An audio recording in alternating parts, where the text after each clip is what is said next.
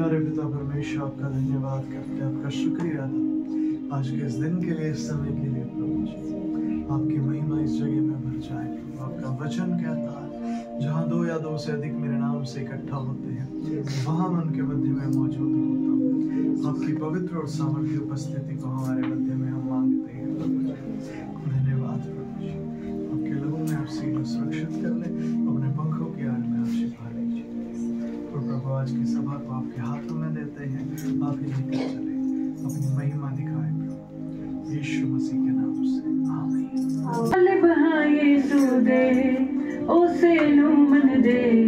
ओ स्वर्गा दे विच बंदगा जो धरती ते बन दे। तालिब हाँ यीशु दे ओ सेनू मन दे, ओ स्वर्गा दे विच बंदगा जो धरती ते बन दे। इज्जत महिमा सारी असी यीशु ने देंदे हाँ, असी यीशु दे बंदे हाँ, आजाद परिंदे हाँ। नफरत से बदले बस प्यार बंदे हाँ, अभी यीशु दे बंदे हाँ, आजाद परिंदे हाँ। नफरत से बदले बस प्यार बंदे हाँ।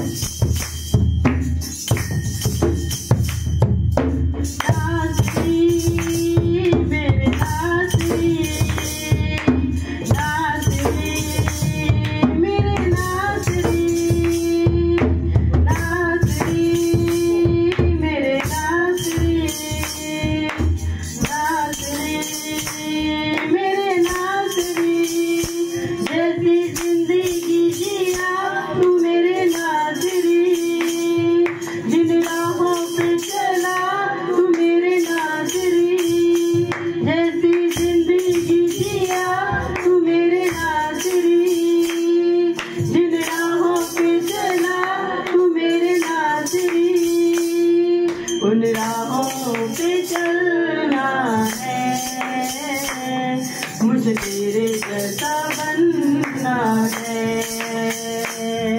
उन राहों पे चलना है, मुझे तेरे जैसा बनना है। नासरी मेरे नासरी, नासरी मेरे नासरी, नासरी मेरे नासरी, नासरी मेरे नासरी।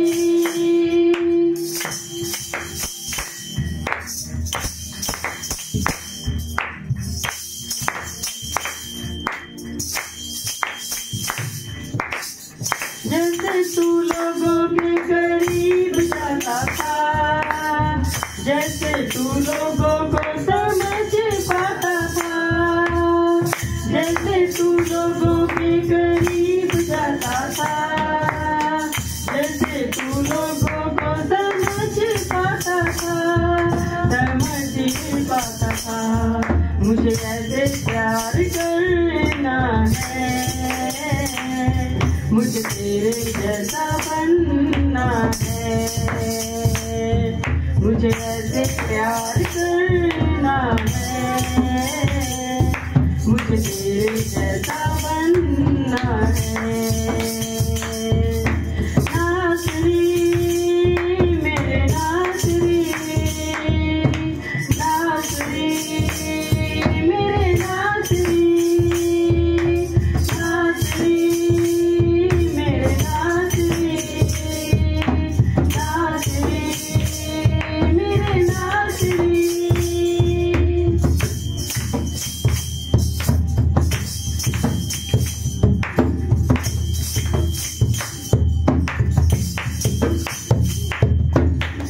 जैसे तू बोलता था देखता था तो, ना ही किसी से कभी रूठता था तू, जैसे तू बोलता था देखता था तो, ना ही किसी से कभी रूठता था तू, कभी रूठता था तू, सच्चे प्यार का तू जलना है,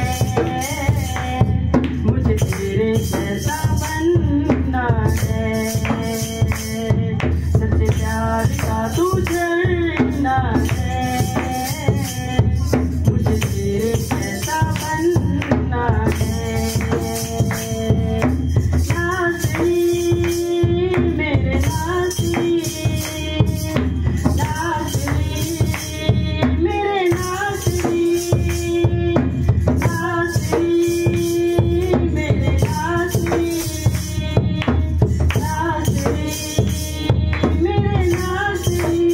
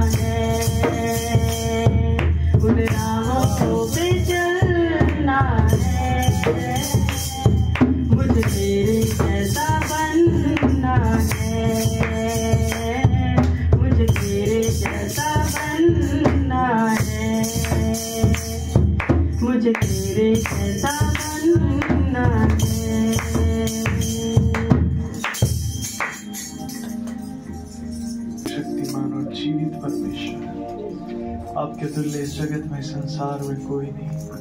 आपका पवित्र आत्मा इस जगह में छाया करेगा। और प्रभु सिर्फ यही नहीं, आपकी मर्जी, आपकी योजना के अंतर्गत पूरी होती जाए, उसके अंतर्गत आपका आत्मा कृपया काम करे और हमें अपने वचन से आशीषित करे, यीशु मसीह के नाम से।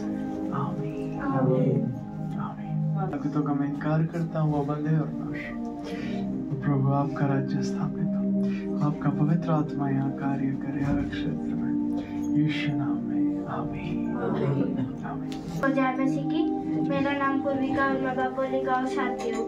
मेरी गवाही है कि मेरी गवाही फ्राइडे की है कि मेरे को सुबह जल्दी उठना था, तो मैं उस टाइम पे कभी भी नहीं उठती थी। तो मैंने रात को पवित्र आत्मा को बोला, पवित्र आत्मा मुझे जल्दी उठाना, वरना दीदी डांट लगाएंगे, आप मुझे जल्दी लेके जाना कलीसिया में। तो प्रभु ने उससे 1 घंटे पहले उठाया और टाइम से लेके भी आए। प्रभु यीशु मसीह का धन्यवाद है। मेरी दूसरी गवाही है कि मेरे को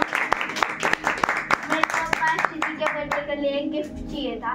तो मैं रील्स देख रही थी इंस्टाग्राम पे, तो मेरे को एक चीज़ दिखी, वो मेरे को अच्छी लगी। तो मैंने अपनी मम्मी को बोला कि अच्छा सा गिफ्ट ऐसा लेके आना मेरे लिए, और तो मेरे को पैसे दे दो, मैं ले लूँगी। पर अगले दिन मैं स्कूल से आई तो वो गिफ्ट मम्मी ने मेरे लिए मंगवा रखा था। और प्रभु यीशु मसीह का धन्यवाद है, वो भी पवित्र आत्मा ने मंगवाया था मेरे लिए, पवित्र आत्मा का धन्यवाद। और मेरी तीसरी गवाही है कि उस दिन तो यहाँ से गए तो मैं बहुत ज़्यादा थक गई थी और मेरे को अगले दिन स्कूल में भी जाना था। तो मैं स्कूल में सुबह उठी तो मेरे कमर में दर्द हुआ था। तो मैंने पवित्र आत्मा को बोला, पवित्र आत्मा जी थकाना मत। और मैंने स्कूल में 3 गेम के पीरियड लिए, फिर भी प्रभु का धन्यवाद है, उसके बाद मेरी कमर में दर्द नहीं आया। सभी को जय मसीह की। जय मसीह की। मेरा नाम तनिषा है, मैं बापोली गाँव से आता हूँ। मेरी गवाही फ्राइडे की है। तो जैसे हम यहाँ पे आए थे तो उसके बाद दीदी ने बोला था कि तुम निकल जाना और उसके बाद तुमको 9:30 बजे पहुँचना है। दीदी ने कहा था कि 8:30 बजे तुम वहाँ पे पहुँच जाना। और हम वहाँ पे करीब 8:50 पे पहुँचे और मेरे पे बहुत कम टाइम था रेडी होने के लिए। तो फिर मैंने पवित्र आत्मा से मदद मांगी और कहा, प्रार्थना की कि प्यारे पिता परमेश्वर जी, आप ना मेरे पे टाइम भी कम और आप ना मेरे को रेडी कर देना। और जैसे मैंने प्रार्थना की तो उसके बाद मैं रेडी भी हो गया और टाइम से पहुंच भी गया। प्रभु यीशु मसीह का धन्यवाद। दूसरी गवाही फ्राइडे की है। मेरे को ना यहाँ पे सुबह 6 बजे पहुँचना था और मैं रोज 7 बजे उठता हूँ। तो फिर रात को मैंने प्रार्थना की कि प्रभु जी आप ना मेरे को ना जल्दी उठा देना। तो जैसे मैंने प्रार्थना की तो उससे मैं 1.5 घंटे पहले उठ गया। प्रभु यीशु मसीह का धन्यवाद और टाइम से पहुंच गया। प्रभु यीशु मसीह का धन्यवाद। और तीसरी गवाही मेरी ये है कि एक दिन ना मेरी मैम ने टेस्ट लिया और मेरे को टेस्ट में आता नहीं था। तो जैसे मैंने प्यारे पिता परमेश्वर से प्रार्थना की कि प्यारे पिता परमेश्वर मेरे को तो टेस्ट आता नहीं है, आप ना टेस्ट आप करवा दो मेरा। तो जैसे मैंने प्रार्थना की तो वो टेस्ट भी हो गया और मेरे हाईएस्ट मार्क्स आए। मेरी गवाही ये है कि आज से 3 महीने पहले परमेश्वर ने मेरे को एक काम मुझे एक काम दिया था प्रभु ने। और वैसे अगर मैं अपने आप को देखूं तो मैं 27 साल तक की उम्र में ऐसी लड़की थी जिसको बस इतना पता होता था कि ऑफिस से आते वक्त मोमोज खा के आने हैं, टिक्की भल्ले पापड़ी ये खा के आनी है और मैगी कैसे बनाते हैं, राइस कैसे बनाते हैं, बस इतना ही मुझे आता था। और मुझे लगता था कि इतना ही काफ़ी होता है करने के लिए। तो क्या हुआ कि परमेश्वर ने मेरे को 3 महीने पहले एक काम करने के लिए बोला और प्रभु ने बोला कि बेटा आपके जो कलीसिया के पास्टर हैं उनका जन्मदिन आपने प्लान करना है, सरप्राइज पार्टी प्लान करनी है। तो मैंने उस बात को स्वीकार कर लिया पर मुझे ना तो अपने ऊपर भरोसा था, क्योंकि मैंने बताया कि मुझे इतना ही करना आता था और मुझे लगता था इतना काफ़ी है। तो क्या ऑर्गेनाइज करना है, कैसे ऑर्गेनाइज करना है, क्या आइडिया चाहिए, क्या रिसोर्सेज चाहिए, कितना पैसा चाहिए, क्या चाहिए, मेरे पास कुछ भी नहीं था। जब मैंने इस बात को स्वीकार किया तो धीरे धीरे मैंने क्या देखा, प्रभु की जो मैंने अनुग्रह मैंने देखा, धीरे धीरे आइडियाज सामने आते चले गए। धीरे धीरे जो धन चाहिए था उस काम को करने के लिए वो सामने आता चला गया। धीरे धीरे जो लोगों की जरूरत थी, वहां पे हेल्प चाहिए थी, वो हेल्प सामने आती चली गई। और मैं प्रभु यीशु मसीह का बहुत धन्यवाद करती हूँ कि हम कभी कभी अपने ऊपर भरोसा नहीं करते, पर परमेश्वर ने जब हमें कोई काम दिया है तो वो हम पे भरोसा करता है। परमेश्वर अपना भरोसा हम पे दिखाता है। मैं प्रभु यीशु मसीह का बहुत धन्यवाद करती हूँ। तो 28 तारीख को यहाँ पे पास्टर जी का जन्मदिन भी हमने सेलिब्रेट किया। बहुत अच्छे से प्रभु ने उसको पूरा करवाया जैसे होना चाहिए था। पर उस दिन मैं एक काम करना भूल गई थी, वो मैं आज करना चाहती हूँ। इस पूरे काम को करने के लिए मैं अकेली नहीं थी, मेरे साथ और भी बहुत लोग थे। प्रभु यीशु मसीह का धन्यवाद करते हुए मैं उन लोगों का भी धन्यवाद करना चाहती हूँ जिन्होंने अपना सपोर्ट दिखाया। उनमें से एक हर्षा सिस्टर थी, विशाल था, रानी सिस्टर थी, उर्मिला सिस्टर थी, रेनू सिस्टर थी, ठीक है, और रक्षित था, ये बच्चे थे, तनीश, पूर्विका, अंजलि, ठीक है। इन लोगों ने बहुत सपोर्ट किया। इन लोगों ने डांट भी उस दौरान काफी खाई, ठीक है, पर प्रभु यीशु मसीह का धन्यवाद कि ये दीनता और नम्रता के साथ वहां पे खड़े रहे और इस पूरे काम को करने के लिए इन्होंने मुझे सपोर्ट किया और हेल्प किया। तो प्रभु यीशु मसीह का बहुत बहुत धन्यवाद। ऐसे ही हम सब लोग और ज्यादा अधिक मिलकर प्रभु की देह में एक होकर काम करने पाए। यीशु मसीह का धन्यवाद। सभी को जय मसीह। मेरा नाम हर्षा है और मैं बापोली से आती हूँ और मैं प्रभु यीशु मसीह का धन्यवाद करती हूँ कि मेरे जीवन में मैं हर रोज परमेश्वर के प्रेम को देख पा रही हूँ। कि सबसे पहले मेरी गवाही फ्राइडे वाली दिन की थी। पास्टर जी के बर्थडे के लिए हमें काफ़ी दिन पहले प्रभु ने बताया और सिस्टर ने भी मुझे बताया। और पर मेरे पास उस टाइम, जैसे सिस्टर बता रही है कि मेरे पास उस टाइम नहीं, मेरे पास अपने पर्सनल कोई पैसा नहीं था और ना ही मेरे में मुझे ऐसा लग रहा था कि कहीं से आएगा, क्योंकि मेरे को कोई रास्ता दिख नहीं रहा था। पर मैंने प्रभु से एक, जैसे सिस्टर ने बताया, तो मैंने प्रभु के आगे एक इच्छा रखी कि प्रभु मेरे को भेंट देनी है, मेरे को सिस्टर को देना है, तो आप मेरे लिए इंतजाम करें। और प्रभु यीशु मसीह का इतना धन्यवाद है कि जहाँ से मेरे को कोई रास्ता नहीं दिख रहा था, प्रभु ने रास्ते अपने आप ही खोले और मेरे पास उस पैसे को भेजा ताकि मैं परमेश्वर के जन के किसी फंक्शन के लिए मैं बॉस को, परमेश्वर प्रभु यीशु मसीह का धन्यवाद कि मेरी वो इच्छा प्रभु ने पूरी करी और मैं उसमें पार्टी दे पाई। और प्रभु यीशु मसीह का धन्यवाद कि जहाँ हमें लगता नहीं कि कोई भी सोर्स है, पर प्रभु से हम यदि इच्छा रखेंगे तो प्रभु अपने आप ही उन रास्तों को खोल देता है। प्रभु यीशु मसीह का बहुत बहुत धन्यवाद कि उन्होंने मेरे लिए वो इंतजाम किया और मैं उस हिस्से में बो पाई। और वो हृदय भी उसने दिया, क्योंकि कई बार जब पैसा हमारे पास आता है तो मुझे ऐसा लगा कि मेरे कई काम मेरे को पेंडिंग दिख रहे थे, पर मैंने सबसे पहले सिस्टर ने एक बात बोला था कि प्रभु देगा, पर आपको पहले ही तुरंत की तुरंत देना है, क्योंकि उस टाइम शैतान भी आपको बहुत सारे काम दिखाएगा। और तुरंत ऐसा ही हुआ कि वो पैसा जब आया तो शैतान ने भी कई सारे ये बोले ये काम, पर मैंने तुरंत वो प्रभु की इच्छा आज्ञा समझ के और अपना मैंने जो हृदय से मांगा था वही उसी बात को समझ के मैंने वो दिया। प्रभु यीशु मसीह का धन्यवाद कि उसने वो हृदय भी दिया। और मेरी एक गवाही और है, जब मैंने कई महीने पहले, जैसे प्रभु यीशु मसीह का धन्यवाद है कि उसने मुझे फेमिनिज्म से छुटकारा दिया। जो कहीं खाना बनाना, घर के काम करना मुझे बिल्कुल भी पसंद नहीं था। प्रभु ने जब उस हिस्से में मुझे छुटकारा दिया तो मैं अब जो खाना बनाती हूँ तो मुझे खुशी होती है, या एक डिश भी बना लो, 2 डिश भी बना लो, मुझे अच्छा लगता है कई सारी चीज़ें बनाने में। और पर जब मैंने कुछ डिश बनाई तो मेरे पास प्रभु की एक हृदय दिया। प्रभु ने मेरे को बोला कि ये परमेश्वर के जन के लिए आप दे दो। तो जैसे मैंने कोई डिश बनाई, कोई इतनी बड़ी डिश नहीं थी कि भाई मेरा काफ़ी उसमें कुछ लगा, पर छोटी सी डिश थी, पर मैंने एक प्रभु का एक आदर समझ के एक थोड़ा सा उसमें से पहला स्थान परमेश्वर के जन के लिए पहुंचाया। तब उसके बाद मैंने क्या देखा भलाई को, कि जब वो उसी हिस्से में जब मैंने परमेश्वर के को आदर दिया, तो उस पहले हिस्से को निकाल के ही आज मेरे घर में मैंने, जब कई बार क्या होता था कि चाहे हम पैसा कमा रहे हो कुछ भी कमा रहे हो, पर वो चीजें नहीं अवेलेबल होती, पर प्रभु यीशु मसीह का धन्यवाद कि मैंने उस चीज में इतनी भरपूरी देखी अपनी किचन में। उस दिन के बाद मेरे घर में किसी भी सब्जी की, किसी भी चीज की कोई कमी मैंने देखी नहीं। उस दिन के बाद मैंने, जैसे पहले हम दाल पे ज्यादा मैं फोकस रखती थी, दाल बना लेते थे, क्योंकि जब कुछ सब्जी दिखती दाल बना लेते थे। पर प्रभु यीशु मसीह का धन्यवाद कि मैंने, प्रभु ने मेरे को दिखाया कि जिस दिन से मैं प्रभु के जन को वो थोड़ी सी भेंट दी उसमें से निकाल के और वो आदर दिया, उस दिन के बाद सब दाल तो एक ही दिन बनी है, उस दिन भी किसी ने नहीं खाई। प्रभु यीशु मसीह का धन्यवाद कि सब्जी की इतनी भरपूरी हमारे घर पे। उस दिन के बाद सब्जी खत्म नहीं होने देता प्रभु, कहीं ना कहीं से इंतजाम तुरंत कर देता। प्रभु यीशु मसीह का इतना धन्यवाद, उस भरपूरी के लिए धन्यवाद जो परमेश्वर ने हमें दी है।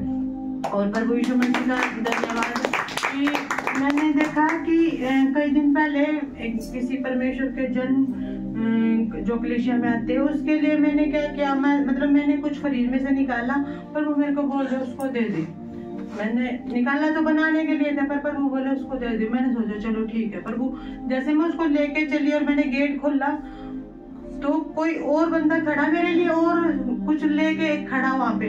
मैंने, वो बोला कि ये ले लो आप। मैंने कहा नहीं आप जिसको देने जा रहे हो ना आप उसको दे दो। तो कहा नहीं मैं उसको बाद में दूंगा, आप ले लो। मैंने उस तक कुछ आया नहीं और मैंने क्या परमेश्वर की उस आज्ञा को स्वीकार किया और परमेश्वर ने क्या किया, वो आगे खड़ा, वो मैं उसकी पहले ली फिर मैं बाद में देखा है। पर वो यीशु मसीह का धन्यवाद कि वो केवल हमसे यही चाहता है कि भाई हम उसकी जो बात उसने बोली उसको बस स्वीकार करें, पर वो कैसे उसका इंतजाम करेंगे, कैसे क्या करेंगे।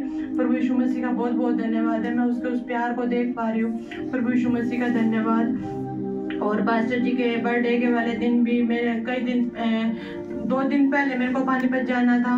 ये मैं केवल प्रभु के प्यार को देख रही हूँ। जब हम उसके राज्य और धर्म की खोज करते या उसकी आज्ञाओं पे चलते, परमेश्वर किसी भी चीज की कमी होने नहीं देता। चाहे शायद अभी पास्टर जी ने बोला परिस्थितियां आएंगी पर हमें जयवंत करके चली जाएंगी। पर वो यीशु मसीह का धन्यवाद। मैं ना पानीपत गई हुई थी और अभी मेरी स्कूटी पुरानी हो रखी है, पर वो का इतना अनुग्रह है कि वो स्कूटी जब इतनी पुरानी हो पर फिर भी जब मैं कलीसिया के किसी काम के लिए जाती हूँ तो चाहे उसमें कुछ भी हो जाए रास्ते में वो चलते चलते बंद होगी। पर मैंने बोला प्रभु यीशु मसीह मेरे को तो आपकी हेल्प चाहिए यहाँ पे। और हेल्प कैसे की प्रभु ने कि उस देखा तो मैंने सामने ही दुकान थी, शॉप थी, और शॉप पे जब हम गए तो लेके भी कोई और ही गया। मतलब कोई परमेश्वर ने अपना कोई, वो हमें नहीं पता कि कई बार परमेश्वर कैसे काम करता। कोई एक लड़का आया, वो बोला मैं अरे ये शॉप आप वहां तक चलो। वो शॉप पे लेके गया स्कूटी के, और जब उसने स्कूटी सारी खोल दी, मिस्त्री ने सारी खोल दी, मेरे को ये लग रहा कि मैं जो काम करने आई थी पैसे तो उतने मैं लेके आई हूँ, प्रभु आप ही देख लेना। और मैंने बस इतना ही बोला कि प्रभु मैं तो आपके राज्य में बोलती हूँ, मैं इतना फालतू खर्चा कर नहीं सकती स्कूटी पे अब। तो प्रभु यीशु मसीह का धन्यवाद है कि जब उसने सारी स्कूटी खोल ली, सब कुछ कर दिया, पर फिर भी जब मैंने उससे पैसे बोले ले जाओ, उसने फ्री में बोला कि ले जाओ। प्रभु यीशु मसीह का इतना धन्यवाद है कि वो किसी चीज की कमी होने देता है। चाहे शैतान कितना भी आगे खड़े कर दे परिस्थितियां, पर हमें जयवंत करके ही वो परिस्थितियां जयवंत करती। और ऐसा मैंने देखा कई दिन पहले, वो स्कूटी ना क्या हुआ, थोड़ी थोड़ी रुकते शैतान ने सोचा कि रुक जाएगी, पर क्या पर उन्हें उसमें और नए पार्ट्स डलवाता है। जब भी वो बंद होती है जब भी नया पार्ट डलवा देता है। और प्रभु यीशु मसीह का धन्यवाद। मेरे को तो लग रहा है वो स्कूटी अभी और बहुत दिन चलेगी। प्रभु यीशु मसीह का धन्यवाद कि जो हर वस्तु मिलकर मेरे जीवन में भलाई को उत्पन्न करती है। प्रभु यीशु मसीह का धन्यवाद, उसके उस प्यार का धन्यवाद और उसके उस भरपूरी के लिए धन्यवाद जो उसने मेरे जीवन में दी है। आज मैं जो भी कुछ हूँ और परमेश्वर के अनुग्रह से हूँ, उसकी दया से हूँ, वरना मेरी कोई वैल्यू इस संसार में, इस लोगों में कोई वैल्यू नहीं थी। ना मेरे को कोई जानता था, ना मेरे को कोई वैल्यू इतनी भी नहीं करता था कि भी मतलब मेरे बच्चे खुद भी ये नहीं पूछते थे कि भी मैं ये काम कर लूँ। पर प्रभु यीशु मसीह का धन्यवाद, जब से मेरे जीवन में प्रभु यीशु मसीह आया, उसके उस प्रेम को मैंने देखा कि आज उसने दुनिया वैल्यू करे ना करे, पर परमेश्वर मेरी वैल्यू करता है। मैं इस बात का बहुत मेरे को धन्यवाद है कि आज मैं जो भी कुछ हूँ परमेश्वर ने खड़ा कर रखा मुझे, आज मैं जीवित हूँ परमेश्वर के अनुग्रह से हूँ। प्रभु यीशु मसीह का धन्यवाद कि उसके प्यार के लिए धन्यवाद। जय मसीह के सभी।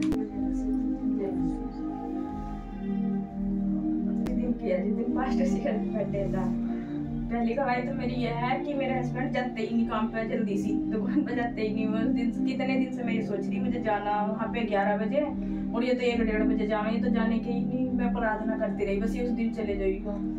फिर भी उस दिन ना 10 बजे ही चले गए गाड़ी लेके।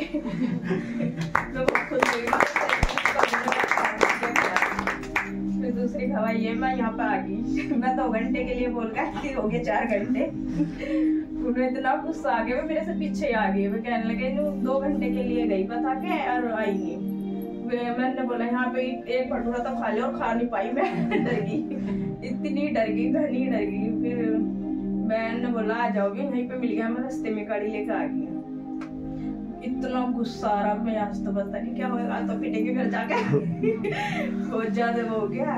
बैठ गया हम गाड़ी में। गाड़ी में बस एक ही बात बोली, इतनी देर होगी, ज्यादा बोले कि ना गाड़ी यहाँ बाढ़ दूंगा जोड़ में, मैं बचाऊंगा आज। आज तो बचाओ, पर आज तो पूरी बेइज्जती करेंगे हमारे घर जाके। कोई बात नहीं, मैं प्रभु का बस मन ही मन में नाम लिया। प्रार्थना करना तो मैं पाई भी नहीं, प्रभु से बस प्रभु बचा ले, आज प्रभु बचा ले, नहीं करते।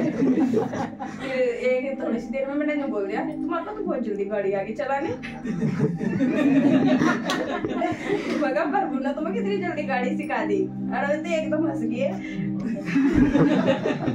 खुश हो गई। मैंने सोचा ठंडा हो गया। मेरी बहन भी मेरे साथी में कह रही प्रियंका हम दोनों पहली बार बैठे गाड़ी में, अच्छी चला रही है। फिर कोई बात नहीं, हम अच्छा सा हम घर गए। जो मैं एक भटूरा था वो लेके भी गई, उन्होंने कुछ भी नहीं बोला। मैं गाड़ी में से करके जल्दी से घर में चली गई। मगर अभी पड़ोस की भी बैठी थी लेडीज, कभी इनका गई मेरा बचाओ जाता है। ऐसा काम मैं तो खोल नहीं अंदर बढ़ेगी, मैंने देख जाऊंगी पर बचाओ का। तो मैंने वो प्लेट रख दी, उन्होंने कुछ देखा तो प्लेट को खोल कर खाना खाने लगती है। प्रभु का इतना धन्यवाद, इतना मैंने प्रभु से वो देखा, प्रभु कैसा बचाया मुझे। फिर इन्होंने कहा खा के क्यों नहीं आई, खा के तो आ जाती। मैंने बोला तुमने खाने नहीं दिया, डर गई मैं। तो सच में डर गई थी, मतलब ऐसे कह रहा था। प्रभु का इतना धन्यवाद जो दिन मुझे इतने उससे बचाया। और लेडीज पार्ट देख रही कि इनके घर में अब लड़ाई हो रही गाड़ी में साइना सब जो सोच रही है वो आवाज आवेगी, पिटने चाहिए अब लड़ाई करेंगे। कुछ भी नहीं हुआ और बहुत अच्छे से रहे, और ना लड़ाई ना झगड़ा, पूरा दिन अच्छे से कटा। प्रभु का धन्यवाद। एक लड़ाई हो रही मेरी संडे के दिन के पिछले की, मैं ना सब्जी बना रही थी। सब्जी बनाते हुए बिल्कुल मसाला मेरी आंख में गिर गया। आंख में गिरते ही मैं तो एकदम ऐसा हो गया कि चिली करने के लिए हो गया। मैं प्रभु बचा मुझे, ये आंख में मिर्च चली गई, आज कैसे हो। मैं बाहर भी नहीं गई, सिंक में मैंने पानी सा डाला, 2 मिनट में बिल्कुल आंख ऐसी हो गई जैसे किसी ने दवाई घेर साफ करते हो।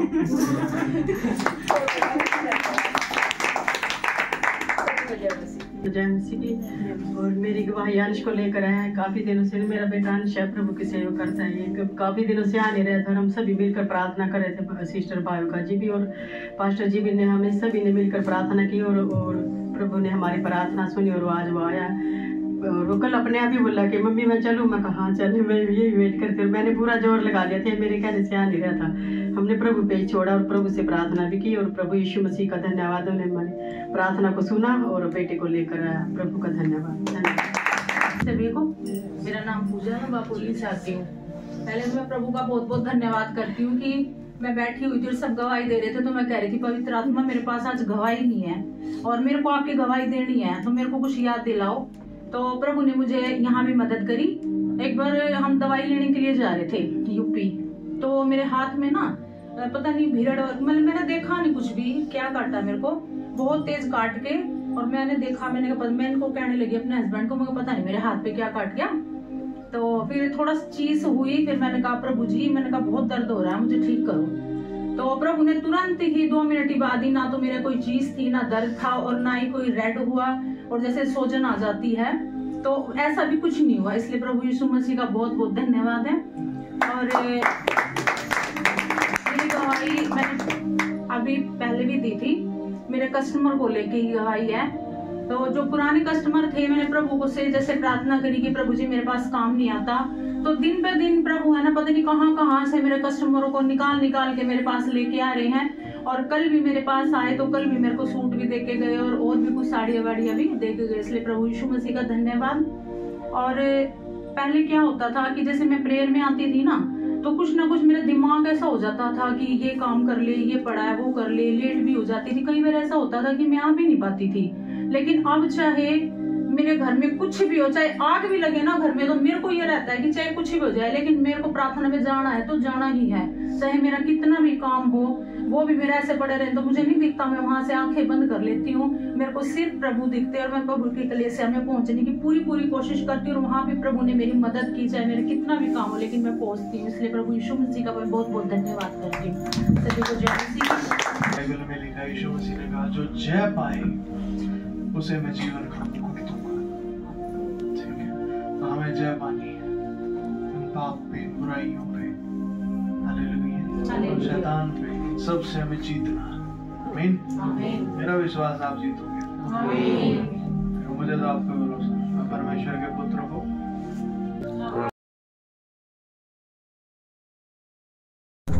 आप ही हराओगे सबको। आमीन। Hallelujah, hallelujah. ठीक है जी, चलिए वचन की तरफ आगे बढ़ते हैं। पिछली मीटिंग में किसी का अगर कोई सवाल है तो पूछ सकते हैं। हम आगे बढ़ते हैं, पुस्तक हम निकालेंगे।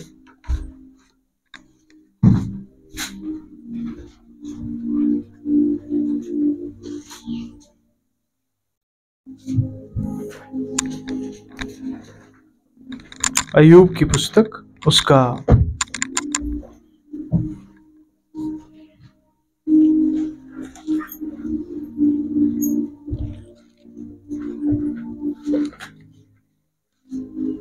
38 अध्याय।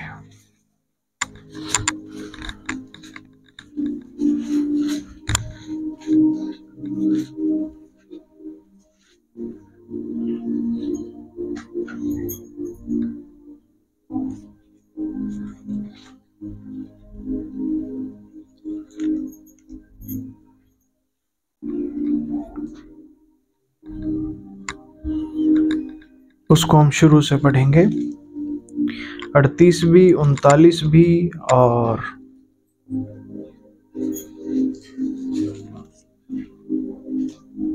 40, 41।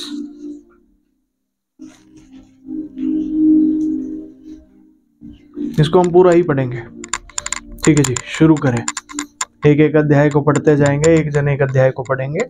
सभी लोग बड़े ध्यान से सुनिएगा, इसका इंतजार ना कीजिएगा पास्टर एक एक वचन को समझाएंगे। आप पढ़ते जाइएगा और सुनते जाइएगा बड़े ध्यान से और समझते जाइएगा। आज प्रभु का आत्मा हमारी मदद करेंगे।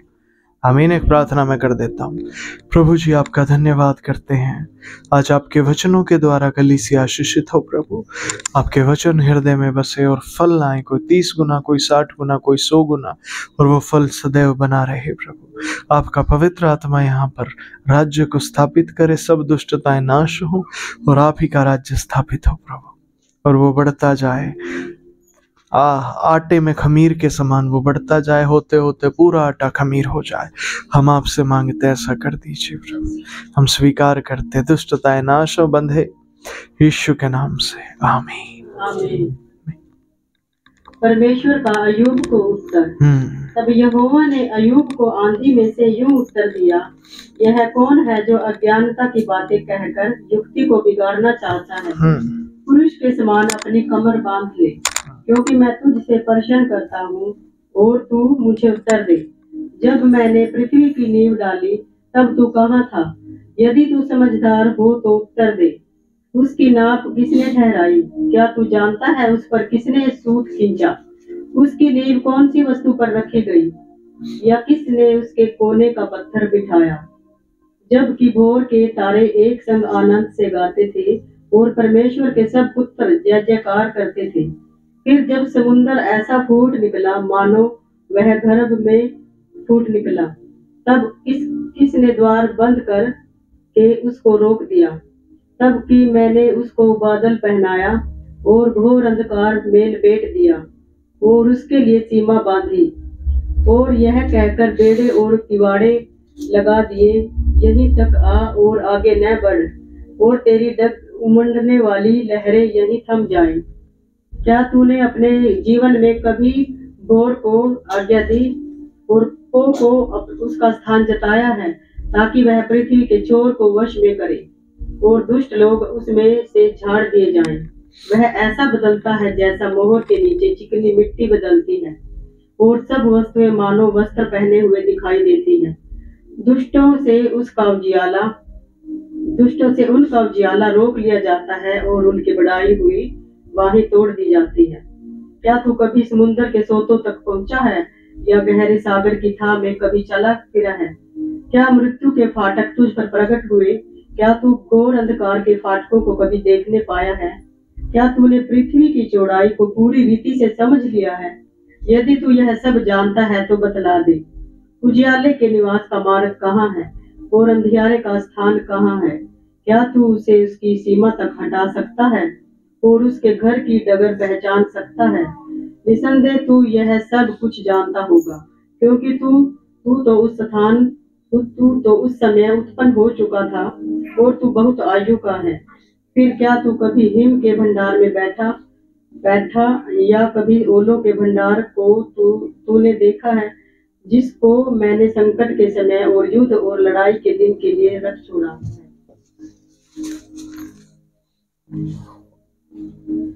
इस मार्ग में उजियाला फैलाया जाता है और पुरवाई पृथ्वी पर बहाई जाती है। महावृष्टि के लिए किसने नाला काटा और कड़कने वाली बिजली के लिए मार्ग बनाया है? निर्जन देश में और जंगल में जहाँ कोई मनुष्य नहीं रहता, मैं बरसाकर उजाड़ ही उजाड़ देश को सींचे और हरी घास उगाई। क्या मेह का कोई पिता है और ओस की बूंदें किसने उत्पन्न की? किसके गर्भ में बर्फ निकला है और आकाश से गिरे हुए पाले को कौन उत्पन्न करता है? जल पत्थर के समान जम जाता है और गहरे पानी की सतह जम जाती है। क्या तू पचपचिया का गुच्छा गूंथ सकता या मृगशिरा के बंधन खोल सकता है? क्या तू रस्सियों को ठीक समय पर उदय कर सकता या सप्तऋषि को साथियों समेत लिए चल सकता है? क्या तू आकाश मंडल की विधियां जानता और पृथ्वी पर उनका अधिकार ठहरा सकता है?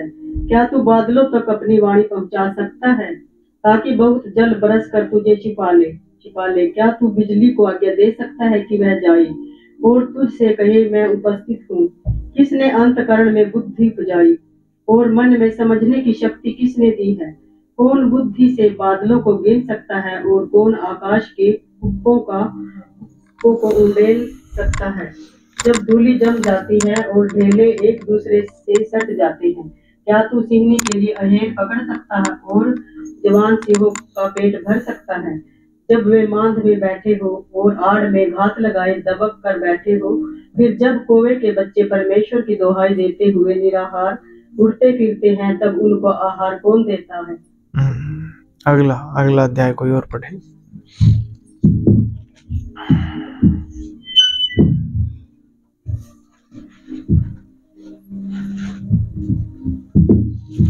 क्या तू जानता है कि पहाड़ पर की जंगली बकरियां कब बच्चे देती है, या जब हिरनियां ब्याती हैं तब क्या तू देखता रहता है? क्या तू उनके महीने गिन सकता है? क्या तू उनके ब्याने का समय जानता है? जब वे बैठकर अपने बच्चों को जन्मती और अपनी पीड़ा से छूट जाती है, उनके बच्चे हष्ट पुष्ट होकर मैदान में बढ़ जाते हैं, वे निकल जाते और फिर नहीं लौटते। किसने बनैल गधे और स्वाधीन करके छोड़ दिया है? किसने उसके बंधन खोल दिए हैं? उसका घर मैंने निर्जल देश को और उसका निवास लोनिया भूमि को ठहराया है। वह नगर के कोलाहल पर हंसता और हाकने वाले की हाक सुनता भी नहीं। पहाड़ों पर जो कुछ मिलता है उसे वह चढ़ता और सब भांति की हरियाली ढूंढता फिरता है। क्या जंगली सांड तेरा काम प्रसन्नता से करेगा? क्या वह तेरी चरनी के पास रहेगा? क्या तू जंगली सांड को रस्से से बांधकर रघारियों में चला सकता है? क्या वह नालों में तेरे पीछे पीछे होगा फिरेगा।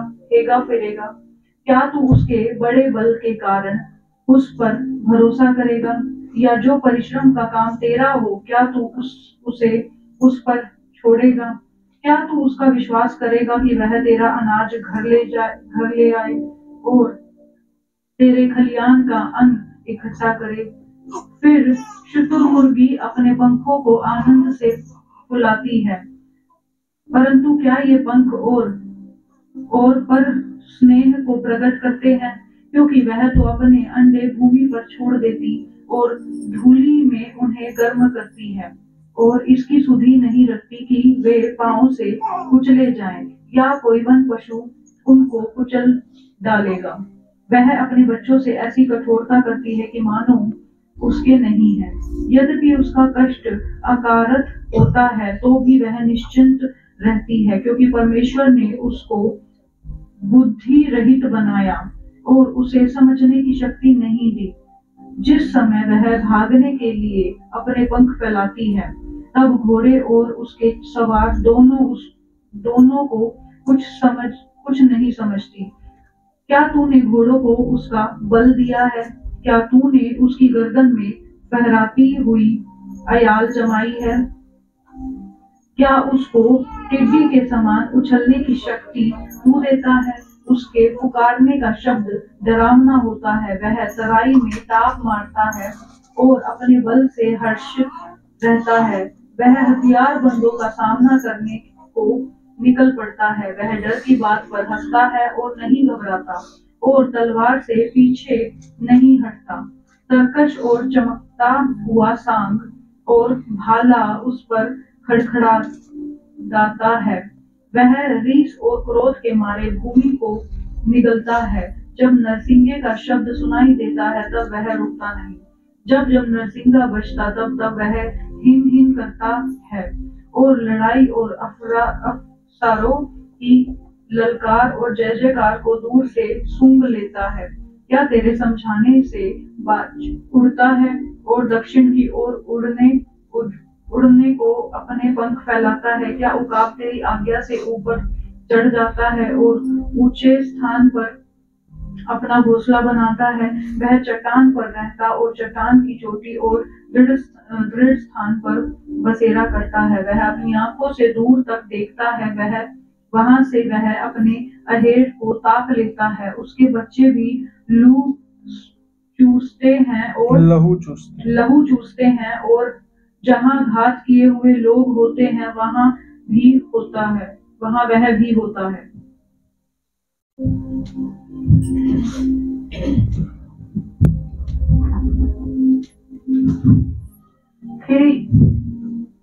फिर यहोवा ने अय्यूब से यह भी कहा, क्या जो बकवास करता है वह सर्वशक्तिमान से झगड़ा करे? जो परमेश्वर से विवाद करता है वह इसका उत्तर दे।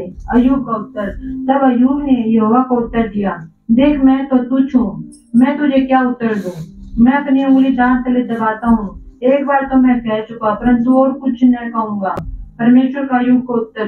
तब यहोवा ने अय्यूब को आंधी में से यह उत्तर दिया, पुरुष के समान अपनी कमर बांध ले, मैं तुझसे प्रसन्न करता हूँ, और तू मुझे बता, क्या तू मेरा न्याय भी व्यर्थ ठहराएगा? क्या तू आप निर्दोष ठहरने की मनसा से मुझको दोषी ठहराएगा? क्या तेरा बाहुबल परमेश्वर के तुल्य है? क्या तू उसकी सी बोली से गरज सकता है?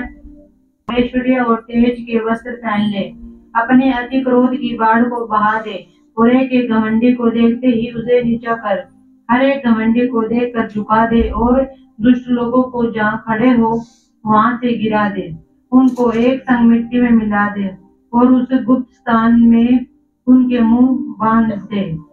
तब मैं भी तेरे विषय में मान लूंगा कि तेरा ही दाहिना हाथ तेरा उद्धार कर सकता है। उस जलगज को देख जिसको मैंने तेरे साथ बनाया है, वह बैल के समान घास खाता है। देख उसकी कटी में बल है, और उसके पेट में पट्टों में उसकी सामर्थ रहती है। वह अपनी पूंछ को देवदार के समान हिलाता है, उसकी जांघों की नसें एक दूसरे से मिली हुई है, उसकी हड्डियां मानो पीतल की नलियां हैं, उसकी पसलियां मानो लोहे के बेड़े हैं। वह परमेश्वर का मुख्य कार्य है, जो उसका सृजनहार हो उसके निकट तलवार लेकर आए। निश्चय पहाड़ों पर उसका चारा मिलता है, जहाँ और सब वन पशु कलोल करते हैं। वह कमल के पौधों के नीचे रहता और नरकटों की आड़ में और कीच पर लेटा करता है। कमल के पौधे उस पर छाया करते हैं। वह नाले के बेंत के वृक्षों से घिरा रहता है। चाहे नदी की बाढ़ भी हो तो भी वह न घबराएगा, चाहे यर्दन भी बढ़कर उसके मुंह तक आए, परंतु वह निर्भय रहेगा। जब वह चौकस हो तब क्या कोई उसको पकड़ सकेगा या फंदे लगाकर उसको नाच सकेगा। फिर क्या तू लिव्यातान अथवा मगर को बसी के द्वारा खींच सकता है या डोरी से उसकी जीभ दबा सकता है? क्या तू उसकी नाक में नकेल लगा सकता या उसका जबड़ा कील में बेंध सकता है? क्या वह तुझसे बहुत गिड़गिड़ाएगा? क्या वह तुझसे मीठी बातें बोलेगा? क्या वह तुझसे वाचा बांधेगा कि वह सदा तेरा दास रहे? क्या तू उससे ऐसे खेलेगा जैसे चिड़िया से, या अपनी लड़कियों को जो बहलाने को उसे बांध रखेगा? क्या मछुओं के दल उसके बिकाऊ माल समझेंगे? क्या वह उसे व्यापारियों में बांट देंगे? क्या तू उसका चमड़ा भाले से या उसका सिर मछुए के त्रिशूलों से बेध सकता है? तू उस पर अपना हाथ ही रखे तो लड़ाई को कभी न भूलेगा और भविष्य में कभी ऐसा न करेगा। देख, उसे पकड़ने की आशा निष्फल रहती है, उसके देखने ही से मन कच्चा पड़ जाता है। कोई ऐसा साहसी नहीं जो उसको भड़काए। फिर ऐसा कौन है जो मेरे सामने ठहर सके? किसने मुझे पहले दिया है जिसका बदला मुझे देना पड़े? देख, जो कुछ सारी धरती पर है सो मेरा है। मैं उसके अंगों के विषय और उसके बड़े बल और उसकी बनावट की शोभा के विषय चुप न रहूंगा। उसके ऊपर के पहरावे को कौन उतार सकता है? उसके दांतों की दोनों पोतियों के अर्थात जबड़ों के बीच कौन आएगा? उसके दांतों की दोनों पांतियों के अर्थात जबड़ों के बीच कौन आएगा? उसके मुख के दोनों किवाड़ कौन खोल सकता है? उसके दांत चारों ओर से डरावने हैं। उसके छिलकों की रेखाएं घमंड का कारण हैं। वे मानो मुहर बंद किए हुए हैं।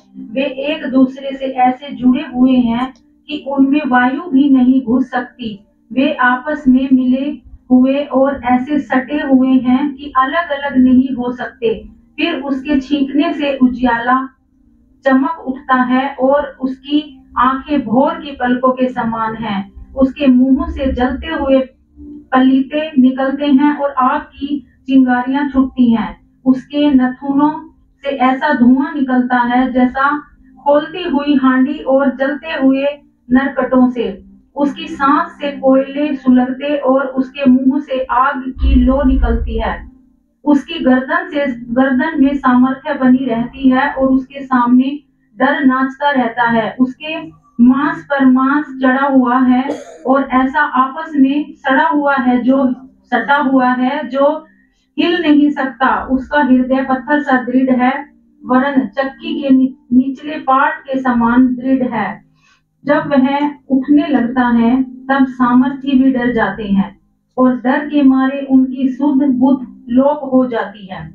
यदि कोई उस पर तलवार चलाए तो उससे कुछ न बन पड़ेगा, और न भाले और न बर्छी और न तीर से। वह लोहे को पुआल सा और पीतल को सड़ी लकड़ी सा जानता है। वह तीर से भगाया नहीं जाता। गोफन के पत्थर उसके लिए भूसे से ठहरते हैं। लाठियां भी भूसे के समान गिनी जाती है। वह बर्छी के चलने पर हंसता है। उसके निचले भाग पैने ठिकरे के समान हैं। कीच पर मानो वह हेंगा फेरता है। वह गहरे जल की हंडे के समान मथता है। उसके कारण नील नदी मरहम की हांडी के समान होती है। वह अपने पीछे चमकीली लीक छोड़ता जाता है। गहरा जल मानो श्वेत दिखाई देने लगता है।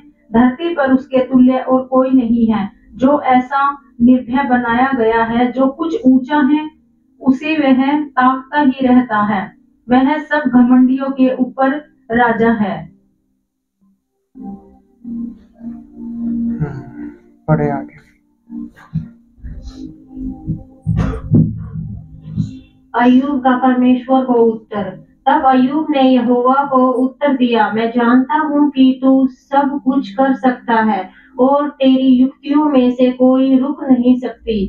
तूने पूछा, तू कौन है जो ज्ञान रहित होकर युक्ति पर पर्दा डालता है? परंतु मैंने तो जो नहीं समझता था वही कहा, अर्थात जो बातें मेरे लिए अधिक कठिन और मेरी समझ के बाहर थी, जिनको मैं जानता भी नहीं था, तूने कहा। मैं निवेदन करता हूँ, सुन, मैं कुछ कहूँगा। मैं तुझसे प्रश्न करता हूँ, तू मुझे बता। मैं कानों से तेरा समाचार सुना था, परंतु अब मेरी आंखें तुझे देखती हैं। इसीलिए मुझे अपने ऊपर घृणा आती है और मैं धूल और राख में पश्चाताप करता हूँ। घोर परीक्षा से अय्यूब की मुक्ति।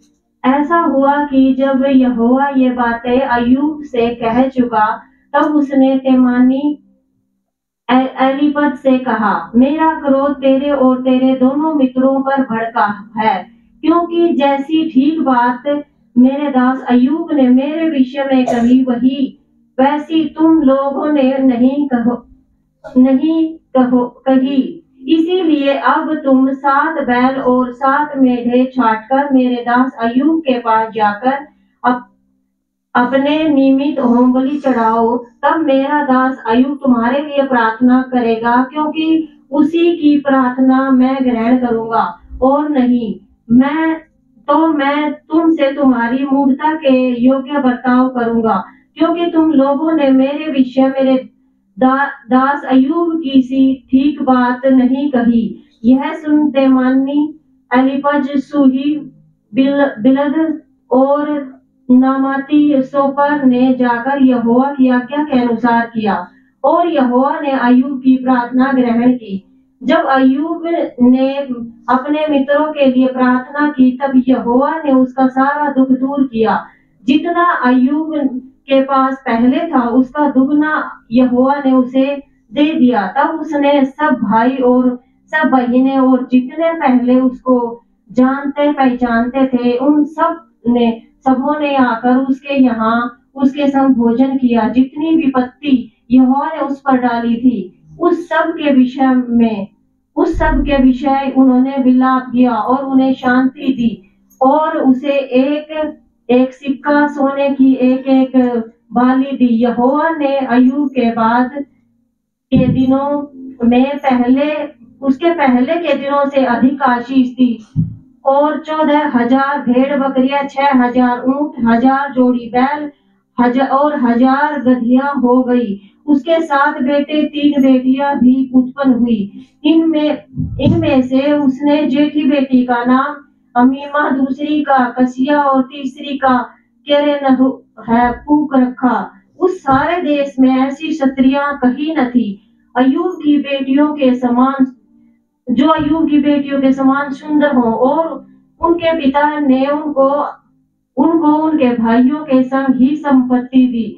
उसके बाद अय्यूब 140 वर्ष रहा और 4 पीढ़ी तक अपना वंश देखने पाया। अंत में अय्यूब वृद्धावस्था में दीर्घायु होकर मर गया।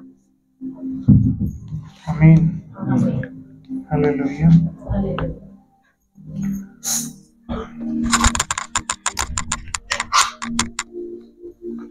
आज हमने जो ये 4 अध्याय पढ़े हैं, हमने इन 4 अध्यायों में एक मुख्य बात को प्रभु हम पे आज प्रकट करना चाहते हैं। ज्ञान। दुनिया में जो परमेश्वर का ज्ञान है,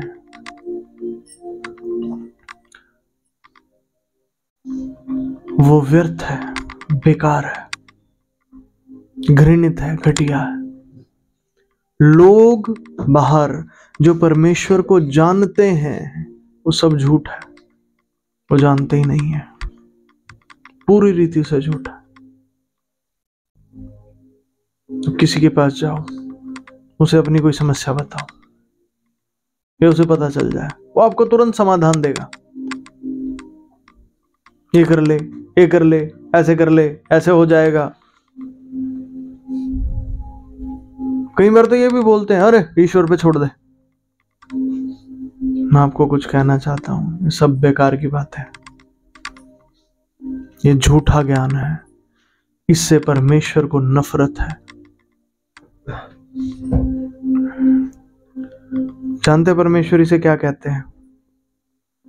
यहां देखें, 40:2 पढ़ दें।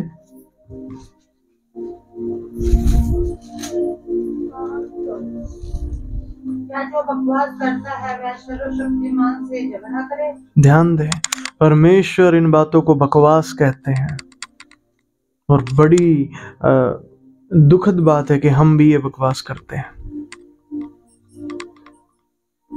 कोई हमसे कुछ पूछ ले, अपना ज्ञान झाड़ने लग जाते हैं वहां पे।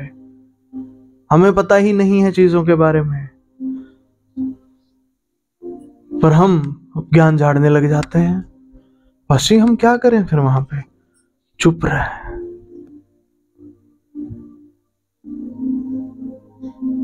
चुप रहे, जब तक सत्य तुझ पर प्रकट ना हो, चुप रहे। अगर कोई बात तुझे तेरे प्रभु यीशु मसीह ने समझाई है तो उस बात को वहां बोल सकता है, अन्यथा चुप रहे, क्योंकि हर चीज बकवास है। मत कर बकवास। पाशीन को बकवास ही सुननी है, उनको सुननी होगी, वो किसी और से सुने। तेरे पास वो आए जो परमेश्वर की सच्चाई जानना चाहता है। तू सत्य का बर्तन बन, बकवास का नहीं। तेरे अंदर से सत्य बहे। अगर कोई मिले तुझसे तो उसे यीशु मिले, क्योंकि यीशु सत्य है। अगर नहीं तो नहीं। Hallelujah, hallelujah. इस बात को जब आप स्वीकार करते हैं ना, मैं कहता हूं बेकार के लोग आपके आसपास से दूर हो जाएंगे,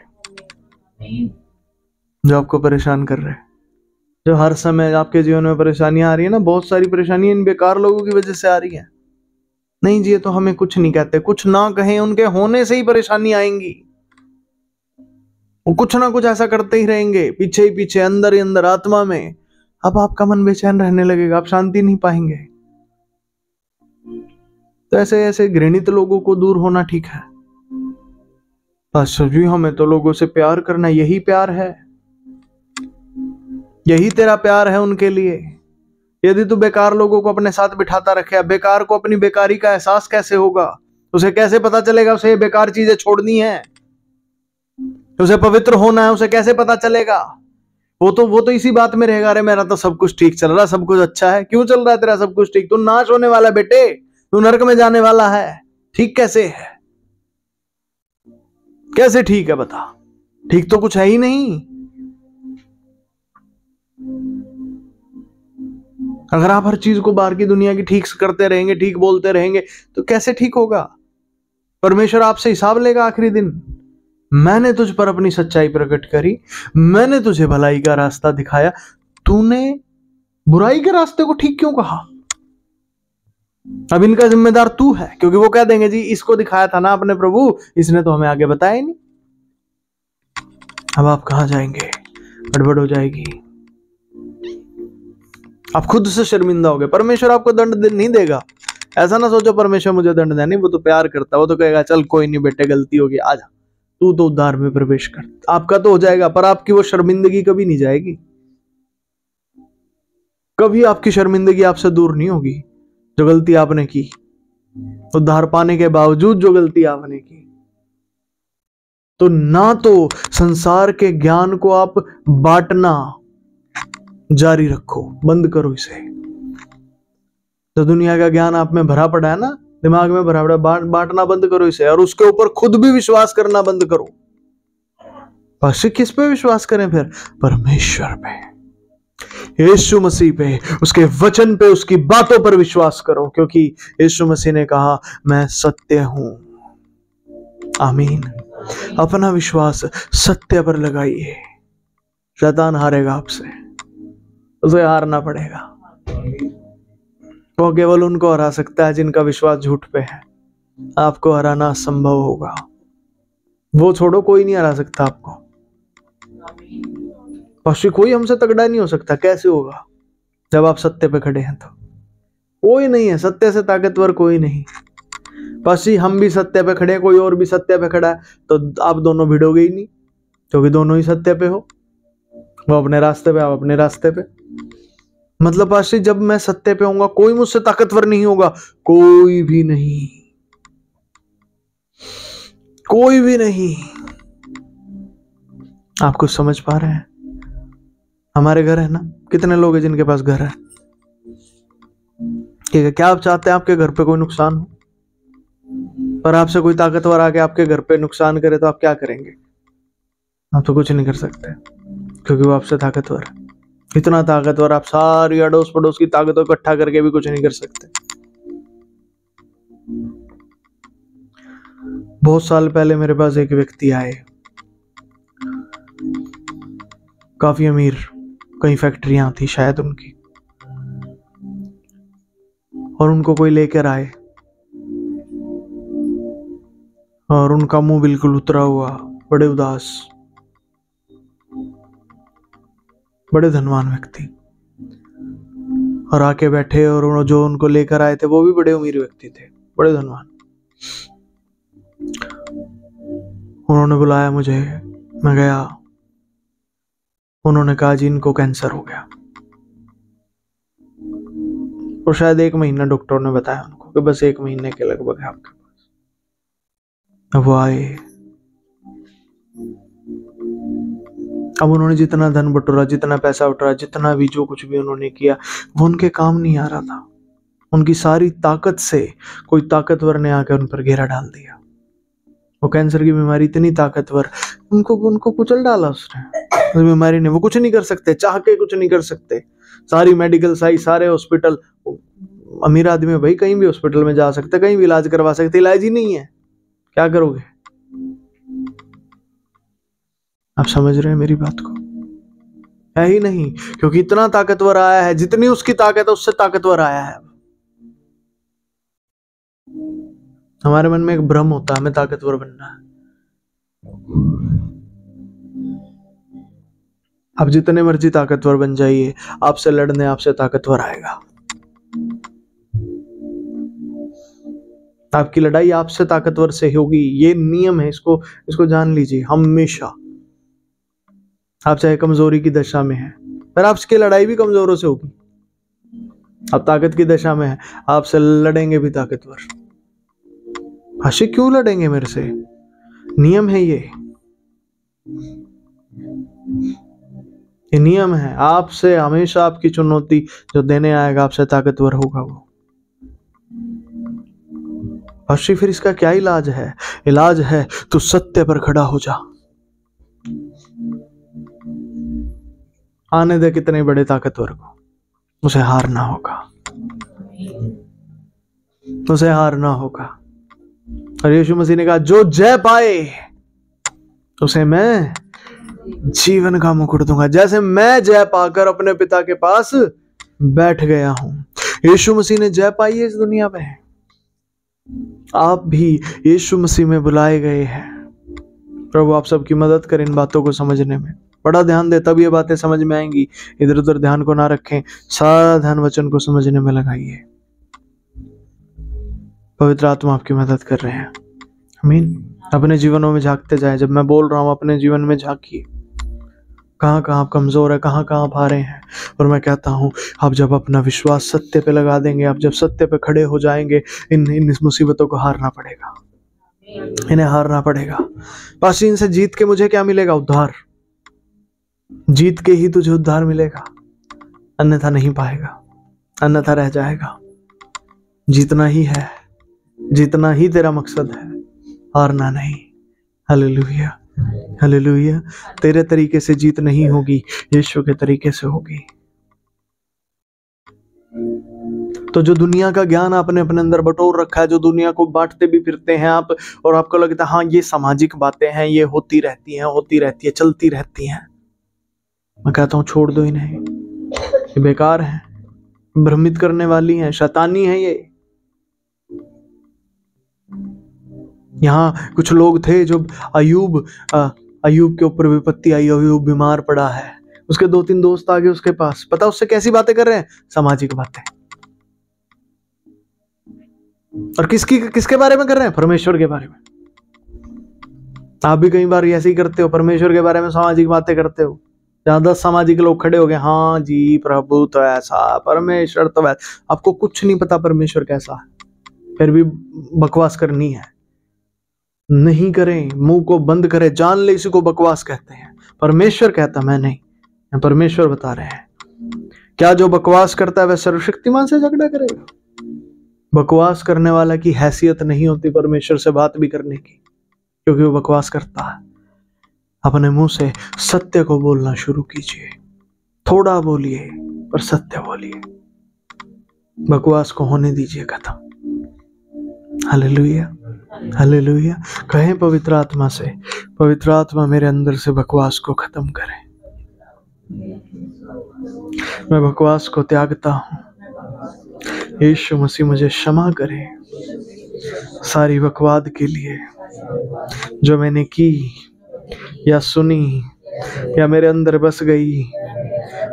कृपया उन्हें नाश करें और सत्य का राज्य मुझ में स्थापित करें। मेरे मुंह से सत्य निकले, मेरे कानों में सत्य आए, बकवासी लोग भी मुझसे दूर हो जाए। तेरे सत्य के खोजी, तेरे सत्य को खोजने वाले मेरे चारों ओर आ जाएं, मुझे भले लोगों से घेर ले प्रभु, यीशु नाम में, आमीन, आमीन। यहाँ प्रभु उन बकवास करने वालों को क्या कह रहा है पता है? देखिए 38 वचन में, 38 अध्याय उसका 2 वचन मैं पढ़ता हूं, पहले से पढ़ता हूं। तब यहोवा ने अयूब को आंधी में से यूं उत्तर दिया। अब आप में से किसी को पता है कि परमेश्वर आंधी में से बोलता है? नहीं पता। संसारिक बकवास ये कभी बताती नहीं परमेश्वर आंधी में से बात करता है। देखिए क्या लिखा है, यहोवा ने अयूब को आंधी में से यूं उत्तर दिया। आप सोच भी नहीं सकते परमेश्वर आंधी में से उत्तर देते हैं। आंधी में तो सिर्फ हमें हवा दिखती है, कूड़ा वूड़ा उड़ता हुआ दिख जाता है। परमेश्वर आंधी में से बात कर सकते हैं? बकवास करने वाले को कभी ये पता भी नहीं हो सकता। सत्य को जानो भाई, तब आपको पता चलेगा परमेश्वर एक्चुअल में कौन है। ये जो बाहर जितनी चल रही ना सब बकवास है। ये कोई मर जाता है हाँ सबसे ज्यादा जिक्र होता, हाँ भाई जिंदगी के दिन तो गिने हुए हैं। बस ये बात तो ठीक कहते हैं, वो बात ठीक कहते हैं, उसके पीछे की व्यवस्था बहुत खराब है। वो व्यवस्था कह तो रही है जिंदगी के दिन गिने हुए हैं, पर फिर 2 मिनट बाद पूछ लेगी वो आप क्या करते हो जी। फिर आपने कुछ अपना काम बता दिया, फिर वो आपको जज करेंगे, छोटा काम करता है बड़ा काम करता है, कोई बड़ा आदमी है कि छोटा सा आदमी है। जब जिंदगी के दिन गिने हुए हैं बेटे, फिर तेरे को जो भी परमेश्वर ने काम दिया है तू वो कर रहा है, बस बात खत्म हो गई।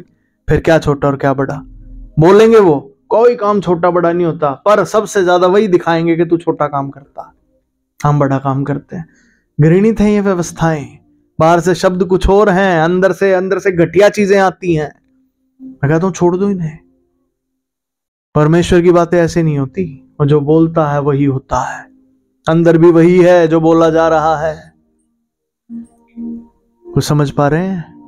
आपको परमेश्वर ने कलीसिया में कहा बेटे चंगा हो जा, आशीष दे दिया आपको, उसका मतलब यही है चंगा हो जा। उसका मतलब ये नहीं है कि जा तेरे वजह से तो बहुत बीमार फिरे, जा बीमार रो और बीमार हो, बड़ा करता फिरता था। यहां ऐसा नहीं होता, यहां तो सीधी बात है, बेटे चंगा हो जा मतलब हो जा, तेरी अकड़ घमंड भी सब निकल जाए, चंगाई आ जाए।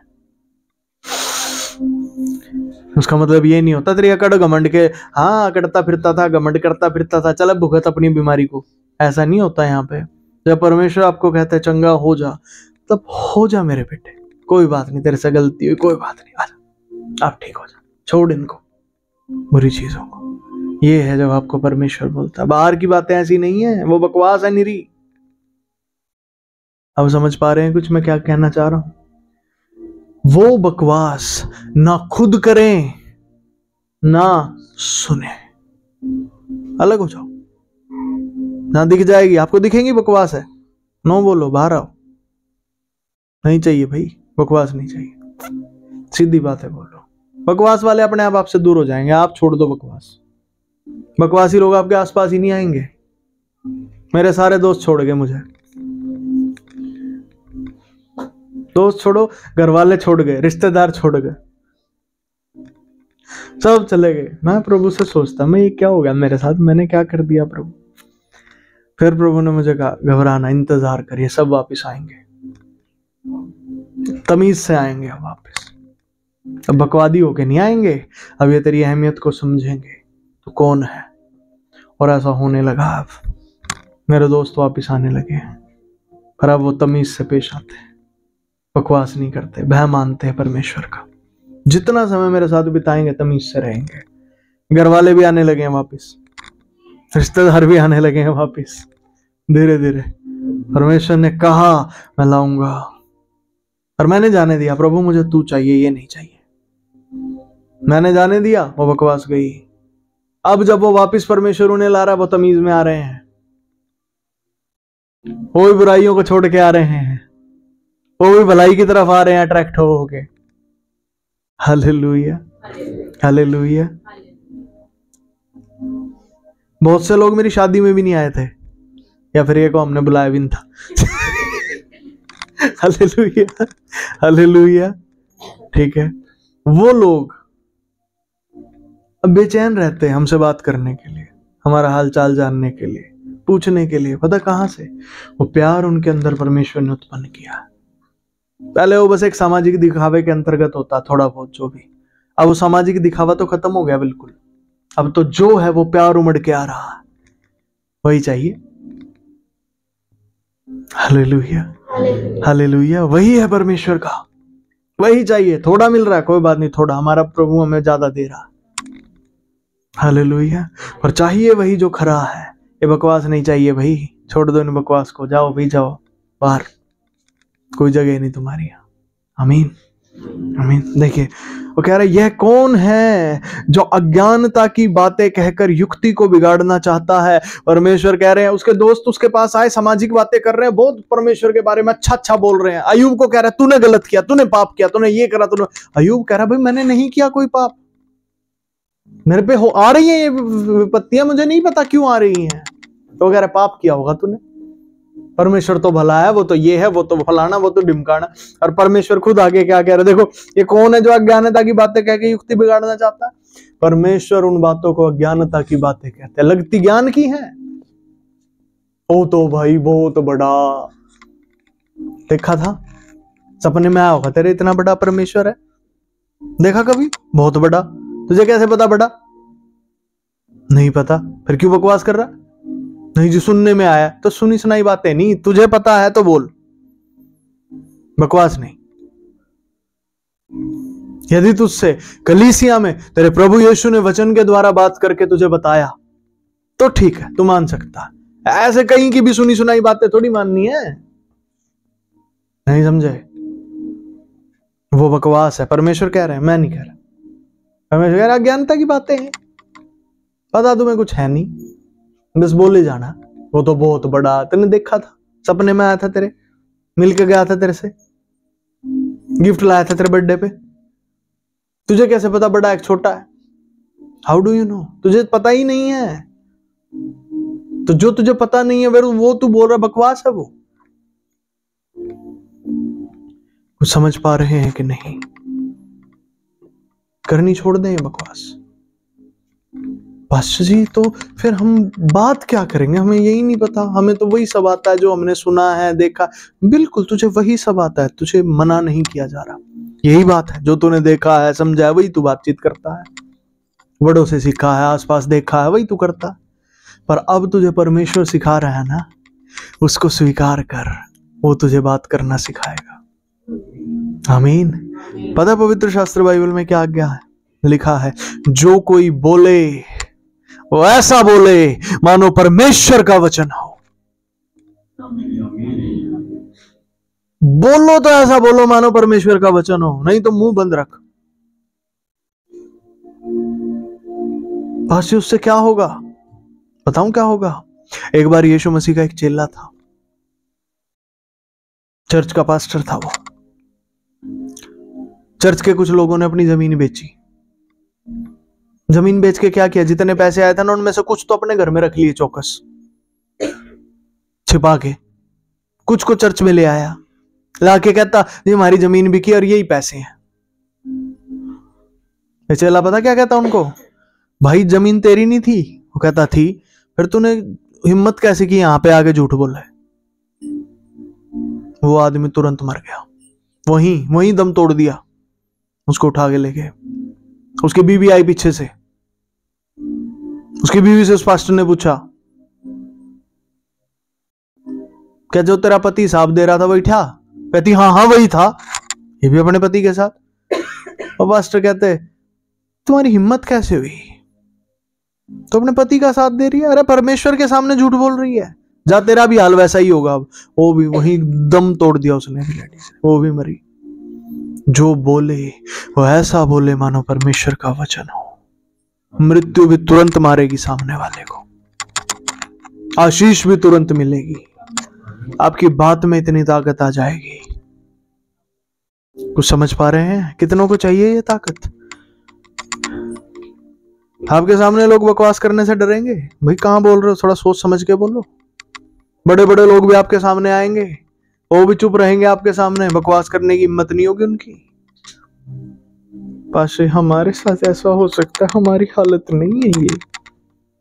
अब तुम परमेश्वर के पुत्र हो। मुझे विश्वास है ये तुम्हारे साथ होगा।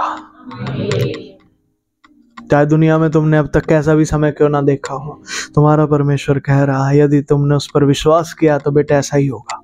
जैसा मैं हूं वैसे ही तुम भी होगे। आमीन। तुमने बोला है तो अब ये होगा। आमीन। बकवास को अपने से दूर होने दो, नहीं करनी, बिल्कुल बंद करो।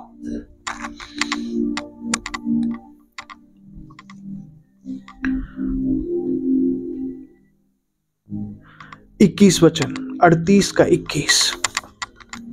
हम जल्दी जल्दी से इसमें कुछ वचन देखेंगे, पूरा तो आपने पढ़ लिया है, जल्दी जल्दी से उसमें देखते जाएंगे और समझते जाएंगे।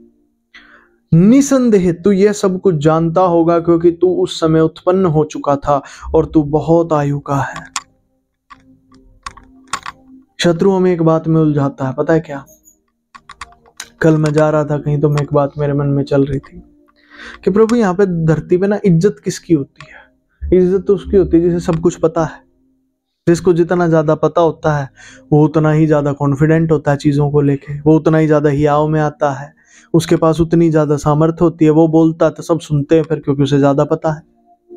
ठीक है। हम अगर ऐसे ही मूर्ख से बन के खड़े रहेंगे, हमें तो कुछ नहीं पता, हमें तो कुछ नहीं आता, तो बस प्रभु कौन हमारी इज्जत करेगा? ठीक है। ये बात मेरे मन में आई और आज ही प्रभु उसका उत्तर दे रहे हैं।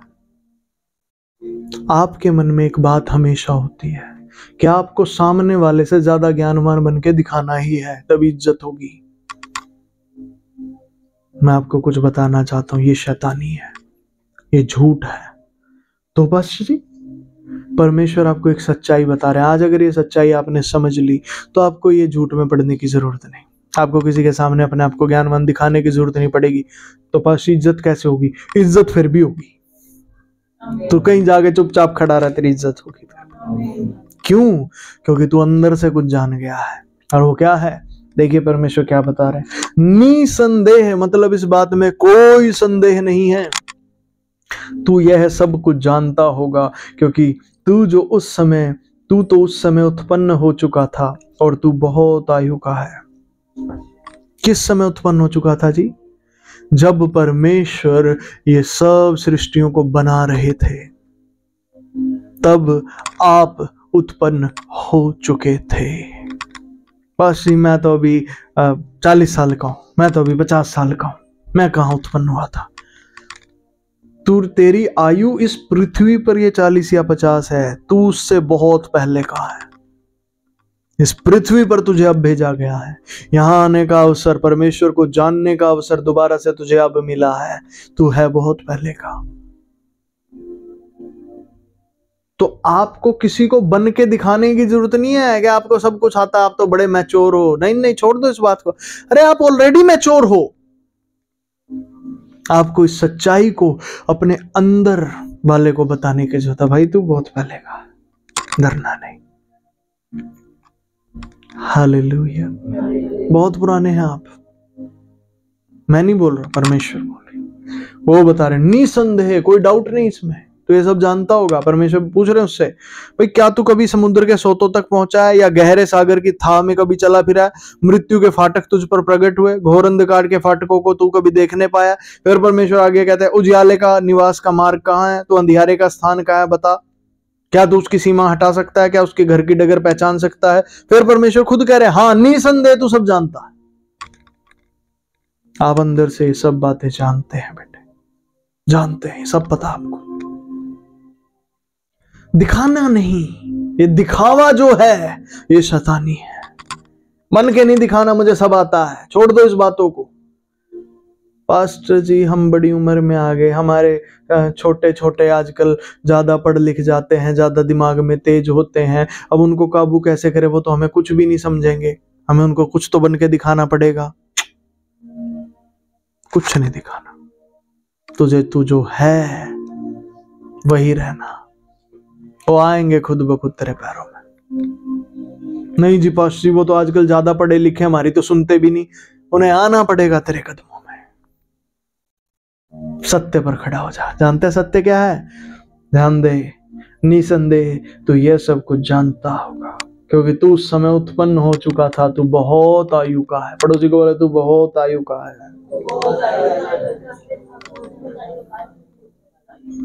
आमीन। ठीक है, कोई ये ना सोचे हम कल के बच्चे हैं। नहीं भैया नहीं। कोई ये ना सोचा जो हमसे बुढ़े गए हैं वो ही हमसे बड़े थे। नहीं नहीं नहीं, बहुत आयु के हैं हम। आमीन। पास्टर जी सच में, सच में आदम को अकेले कोई बनाया था परमेश्वर ने, तो जो बड़े बूढ़े जिनको आप अपने से बड़ा बूढ़ा समझते हैं, आपसे ज्यादा हैं, या छोटे वालों को अपने से ज्यादा समझते हैं, वो ज्यादा कैसे हुए? एक साथ ही तो बने थे सारे। आदम एक साथ बना था, सारे एक साथ तो बने हो, और बहुत पहले के हो। बस आदम के टाइम के, हम उससे पहले के। आदम भी यहां आया था, जैसे आप आए हैं वैसे ही आदम भी यहां पर आया था। उसमें से आप निकलते गए, पर आदम भी उससे पहले था। आप भी उससे पहले थे आदम में। आप बहुत पुराने हैं। जिसको ये बात जितनी समझ में आती जाए उतनी लेते जाइए। बस हृदय को खुला रखिए, दिखावे को त्याग दें। आज अपने अंदर अंदर कहते जाया करें प्रभु को, प्रभु मैं बात बता रहा हूँ, आप अपने अंदर ही अंदर प्रभु से बात करते रहा करें। प्रभु मैं त्यागता हूँ इसको, मुझे नहीं चाहिए प्रभु ये दिखावा, मुझसे दूर करें, मुझ पर दया करें, क्षमा करें। क्षमा मांगिए तुरंत साथ के साथ, और पवित्र आत्मा से कहे प्रभु ये दिखावा बाजी मुझसे दूर करें, मेरे को तो सत्य में रहना है।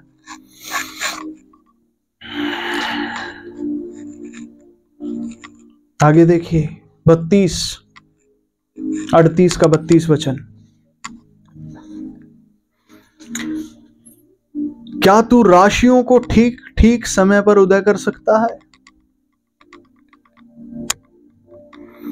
या सप्त ऋषि को साथियों समेत लिए चल सकता है? हम राशि नहीं देखते, राशि फल देखने वाले होते हैं, ठीक है, इनका ज्ञान रखने वाले होते हैं। परमेश्वर कुछ पूछ रहे हैं, कह रहे क्या तू राशियों को ठीक ठीक समय पर उदय कर सकता है? ये जो गणित लगाते हैं ना ज्योतिषी वगैरह, ज्योतिष विद्या, क्या करते हैं? राशियों को देखते हैं, देख के बताते हैं। और आजकल तो बताना आता नहीं है, ठीक है, मैंने तो सुना है, प्रभु ने तो आज्ञा दी है इनके पास जाना ही नहीं, तो मैंने तो जाना छोड़ दिया है, आप भी छोड़ दें। पास्टर जी क्यों इनका धंधा बंद करवाएंगे आप? नहीं नहीं, परमेश्वर ने इनके लिए अवश्य ही कोई काम रखा होगा, परमेश्वर इन्हें काम देंगे। ये बुराई छोड़कर आए, परमेश्वर इनको आशीर्वाद देंगे। आमीन, हालेलुया। समझ पा रहे कि नहीं? ध्यान दे, क्या तू राशियों को ठीक ठीक समय पर उदय कर सकता है, या सप्तऋषियों को साथियों समेत ले चल सकता है? सप्तऋषि जानते हैं ना, 7 तारे उनकी वो बनती है आकाश में, सप्तऋषि बोलते हैं उनको। परमेश्वर क्या 7 के साथ लेके चल सकता है तू उनको? है किसी में हिम्मत? वो बदलते नहीं, उनकी जगह नहीं बदलती, और 7 के बीच में जो जगह होती है, गैप होता बराबर रहता है। क्या तू उन्हें एक साथ लेके चल सकता है 7 को? नहीं। परमेश्वर आपसे पूछ रहे हैं, बेटे तुझे हर चीज को ना कंट्रोल करने की आदत पड़ गई, हर चीज में तुझे अपना कब्जा चाहिए, मुझे काबू करना है, मुझे संभालना है, मुझे सब कुछ करना है। तू नहीं कर सकता हर चीज को। परमेश्वर आपको ये बताना चाहते हैं, बेटे नहीं कर सकता तू हर चीज को काबू। हर घर में ना पुरुष या स्त्री ऐसे होते हैं, वो अपने घर को ना कब्जे में रखना चाहते हैं, मेरे हिसाब से सब चीजें चले, मेरे हिसाब से सब चीजें चले। मैं भी उनमें से एक था। हम नहीं कर सकते कब्जे में, हमें छोड़ना होगा वो कब्जा। आपका कब्जा आपके आसपास के लोगों के लिए कैद बन जाता है, फिर वो उस कैद से निकलने का प्रयास करते रहते हैं, और उस प्रयास में क्या होता पता है? बदतमीजियां। वो आपके साथ बदतमीजियां करेंगे, वो आपसे दूर भागना शुरू करेंगे। अभी थोड़े दिन पहले एक फिल्म एक्टर थे धर्मेंद्र, उनकी डेथ हुई। उनका एक इंटरव्यू में सुन रहा था, पूरी जिंदगी वो दबंग बन के रहे ऐसे, उनके बच्चे उनसे डरते थे। अब जब वो बूढ़े हो गए, पता है उनके साथ क्या हुआ? इंटरव्यू दे रहे, उनके बच्चे आते उनसे वैसे ही डर में ही व्यवहार, सब सनी देओल भी, वो भी देओल भी उनके पास आते, आके हाँ जी पापा मैं जा रहा हूँ, आज शूटिंग है, आज वहाँ ये काम, आज वहाँ ये काम, पैर छू के चले जाते। और धर्मेंद्र ये चाहता, बेटे थोड़ा जल्दी आया करो, मेरे साथ थोड़ा बैठो। कोई नहीं बैठता। हमेशा आपने कब्जा किया है चीजों पर अपनी ताकत के द्वारा, और आपके आसपास के जो लोग हैं वो या तो डर में या इज्जत में या जैसे भी आपके कब्जे में तो रहे हैं, क्योंकि आपकी ताकत ज्यादा है, पर वो भागेंगे आपसे दूर। ये सिर्फ एक घर की बात नहीं मैं कर रहा, तो हर जगह है। आपकी जीत इसमें नहीं है कि लोग आपसे डर के आपके पास आए, आपकी जीत इसमें है कि आपके अंदर इतना प्यार भरा हो, वो उस प्यार को पाने के लिए आपके पास आए, कोई भटका ही ना सके उन्हें दूर। खींच कैसे ले कोई दूर? आप कुछ समझ पा रहे हैं मेरी बात को? नहीं समझ पा रहे हैं? ये होगा, ये होगा आपके साथ। अब इतने प्यार से भरेंगे, लोग आपकी तरफ खींचे चले आएंगे। स्त्रियों को बड़ी टेंशन रहती है, हाँ मेरा पति कहीं दूर ना चला जाए, हाँ ये किसी और के चक्कर में ना फंस जाए, ये तो प्यार लाना अपने अंदर। जब तेरे अंदर प्यार होगा, तेरे अंदर वो प्यार आएगा, और तेरा परमेश्वर बता रहा तुझे कैसे लिया जाएगा। मान लेना उस बात को, सुन लेना उस बात को। क्यों नहीं सुन रहा? सुन के मान, उस पे खड़ा हो जा। दुनिया में तू देखेगा ये बातें तुझे नहीं मिलेंगी, वहां ये बातें तुझे मूर्खता की लगेंगी, क्योंकि दुनिया खुद मूर्ख है, वो अंधकार में जा रही है। क्या दिक्कत है जी अंधकार में? सारे जा रहे हैं, हम भी जा रहे हैं, सारे यही काम कर रहे हैं, हम भी कर रहे हैं। बना नहीं है तू अंधकार के लिए, तू ज्योति की संतान है, तू मनुष्य का पुत्र है, तू परमेश्वर का पुत्र है। परमेश्वर अंधकार नहीं है, तो तू कैसे अंधकार में संतुष्ट रह सकता है? इसीलिए गलत है अंधकार में जाना। सब जा रहे हैं तो मैं भी जाऊंगा, ये क्या बात हुई?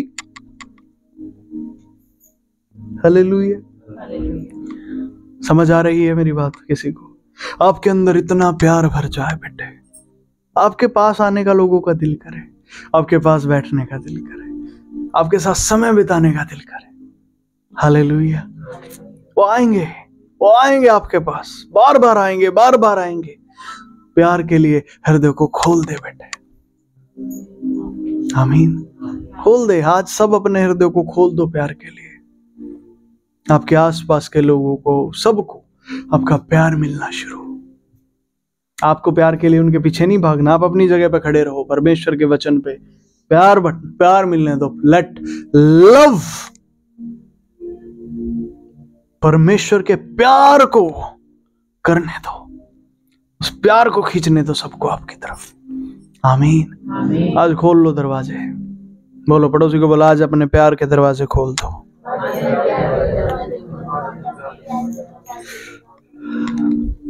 पर पास्टर जी हमारा प्यार थोड़ा सा खत्म हो जाएगा। आप यीशु मसीह में परमेश्वर से जुड़ गए हैं। परमेश्वर क्या है? प्रेम। कैसे खत्म होगा? जुड़ गए ना अब तो, वो टैंक से, मैन्युफैक्चरिंग यूनिट से जुड़ गए। अब तो बांटते जाओ, आपके पास और आता जाएगा। दो तो तुम्हें, आप प्यार को बांटना शुरू करो, देना शुरू करो। मैं कहता हूं प्यार आपके पास आना शुरू होगा, बहुत आयत से आना शुरू होगा। आमीन, हालेलुया, हालेलुया। आगे देखें 13 वचन, 39 का 13। जल्दी जल्दी देखें, हमारा समय बस 5 मिनट में मुझे पूरा करना है। फिर शुतुरमुर्ग अपने पंखों को आनंद से फैलाती है। क्या ये पंख और पर स्नेह को प्रकट करते हैं? परमेश्वर पूछ रहे कुछ बात। शुतुरमुर्ग अपने पंखों को फैलाती है, क्या ये पंख स्नेह को प्रकट करते? ध्यान दे, क्योंकि वह तो अपने अंडे भूमि पर छोड़ देती है और धूली में उन्हें गर्म करती है। अंडे धरती पे छोड़ दिए, धूल में गर्म होते हैं। ध्यान दीजिए वो क्या कह रहा है। और इसकी सुधि नहीं रखती कि वह पांव से कुचले जाएंगे या कोई वन पशु ने कुचल डालेगा।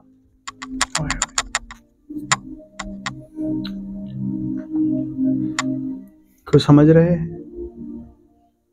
एक माँ होती है, बच्चे को जन्म देती है, ठीक है, बच्चे को अपनी गोद में रखती है, झूले में रखती है। क्या वो माँ इन बातों की सुधि रखती है कि कितने कीटाणु उस झूले के ऊपर है? तो कीटाणु कोई उसको छुएगा, कहाँ मारेगा, क्या करेगा? क्या वो रखती है? नहीं रखती, तो रख ही नहीं सकती। और आप सारा का सारा महत्व माँ को देते रहते हैं। माँ ने ये कर दिया, माँ ने वो कर दिया। फिर माँ तो अपने आप को समझेगी देवी, मैं ही हूं सब कुछ। परमेश्वर का तो बोध ही नहीं रहेगा ना कि वो है। तो ऐसी फालतू बातें जो माँ बाप को सिर पे चढ़ाती हैं, करना बंद करो। ये बकवास है निरी, क्योंकि एक समय आएगा तू भी माँ बाप बनेगा। इतनी टेंशन हो जाएगी तेरे सिर पे, तू उसको उतार नहीं सकेगा, पागल हो जाएगा तू। यार मेरे से इतनी उम्मीदें कैसे हैं सबकी? क्योंकि वो उम्मीदों को तू है नहीं योग्य उन उम्मीदों के, जितनी उम्मीद वो तुझसे कर रहे हैं, जितनी उम्मीद वो तुझसे कर रहे हैं। पिछले दिनों कलीसिया में एक केस आया था, वो बच्चे अपने माँ बाप से ऐसे उम्मीद कर रहे, मेरे माँ बाप मेरा बिजनेस खुलवा के देंगे। माँ बाप कह रहे हमारे पास है नहीं, बच्चे कह रहे हमें नहीं पता, आप करो, ये तो आपका काम है। कहां से करें वो? बच्चों की उम्मीदें माँ बाप पे टिकी हैं। क्यों? परमेश्वर का ज्ञान ही नहीं कभी आने दिया। सारी चीजों में हम ही करेंगे, हम ही करेंगे, हम ही खड़े हैं। अपने बच्चों को परमेश्वर के बारे में कभी जताया नहीं, कभी सिखाया नहीं, कभी समझाया नहीं। ना आपको किसी ने समझाया, ना आपने आगे किसी को समझाया सिखाया कि बेटे हम नहीं कर सकते, परमेश्वर कर सकता है, उससे मिलवाओ अपने बच्चों को, अपने लोगों को उससे मिलवाओ। नहीं, हमें तो जी वो जो इज्जत मिलती है ना जब कोई हम पे भरोसा करता है, उस इज्जत की बड़ी लालसा है। उस इज्जत के योग्य नहीं तू, तो पास्टर जी कुछ इज्जत तो दिलवा दो। जब तू अपने स्थान पे आके खड़ा होगा, तेरे स्थान पे तुझे इज्जत मिलेगी। अब तू इज्जत धक्के से बटोर रहा है, तब तू आके चुपचाप खड़ा हो जा, इज्जत अपने आप दौड़ी दौड़ी तेरे पास आएगी। कुछ समझ आ रहा है? हालेलुया। मेरे जन्मदिन वाले दिन कितने लोगों ने अपना आभार व्यक्त किया। मैं आप सबका शुक्रगुजार हूं कि आपने किया। पता है पर वो हुआ कैसे? कैसे हुआ? आपने अपने हृदय से आभार व्यक्त किया। पता कैसे हुआ? क्योंकि मैंने अपने आप को परमेश्वर की जगह नहीं रखा, मैंने अपने आप को बस अपनी जगह रखा। कितने लोग यहाँ पे गवाह हो सकते हैं, मैंने उनको कई बार बताया जी मैं यीशु मसीह नहीं, मैं परमेश्वर नहीं हूं, मैं बस उसका सेवक हूं। जो वो मुझे देता है मैं आपको देता हूं। मैंने अपने आप को उस जगह पर रखा जो मेरी है। आदर सत्कार प्यार आपकी ओर से बह बह के आया। टाइम लगता है थोड़ा, आएगा। एक बार आ गया तो आता ही चला जाएगा, वो बढ़ता चला जाएगा। आपको इंतजार तो करना है। आमीन, हालेलुया। जो महिमा परमेश्वर की उसको देनी है, जो यीशु की महिमा वो उसको देनी है। Hallelujah, hallelujah. आप अपने पद पे आके खड़े हो, सब कुछ आपके लिए है। आमीन। वहां ना जाओ, परमेश्वर ना बनने की कोशिश करो बेटे। पड़ोसी को बोलो परमेश्वर बनने की कोशिश ना करो।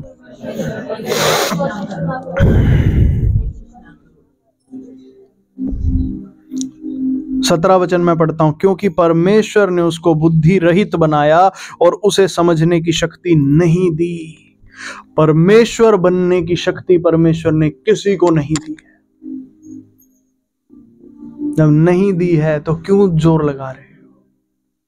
दी ही नहीं, जब हो ही नहीं सकता जब। Hallelujah, hallelujah. समझ रहे हैं? आगे 41:11, जल्दी से जल्दी से। किसने मुझे पहले दिया है जिसका बदला मुझे देना पड़े? दुनिया का ज्ञान क्या दिखाता है आपको? कितनी बार लोग क्या कहते हैं, अरे प्रभु मेरे साथ इतना बड़ा अन्याय क्यों कर दिया?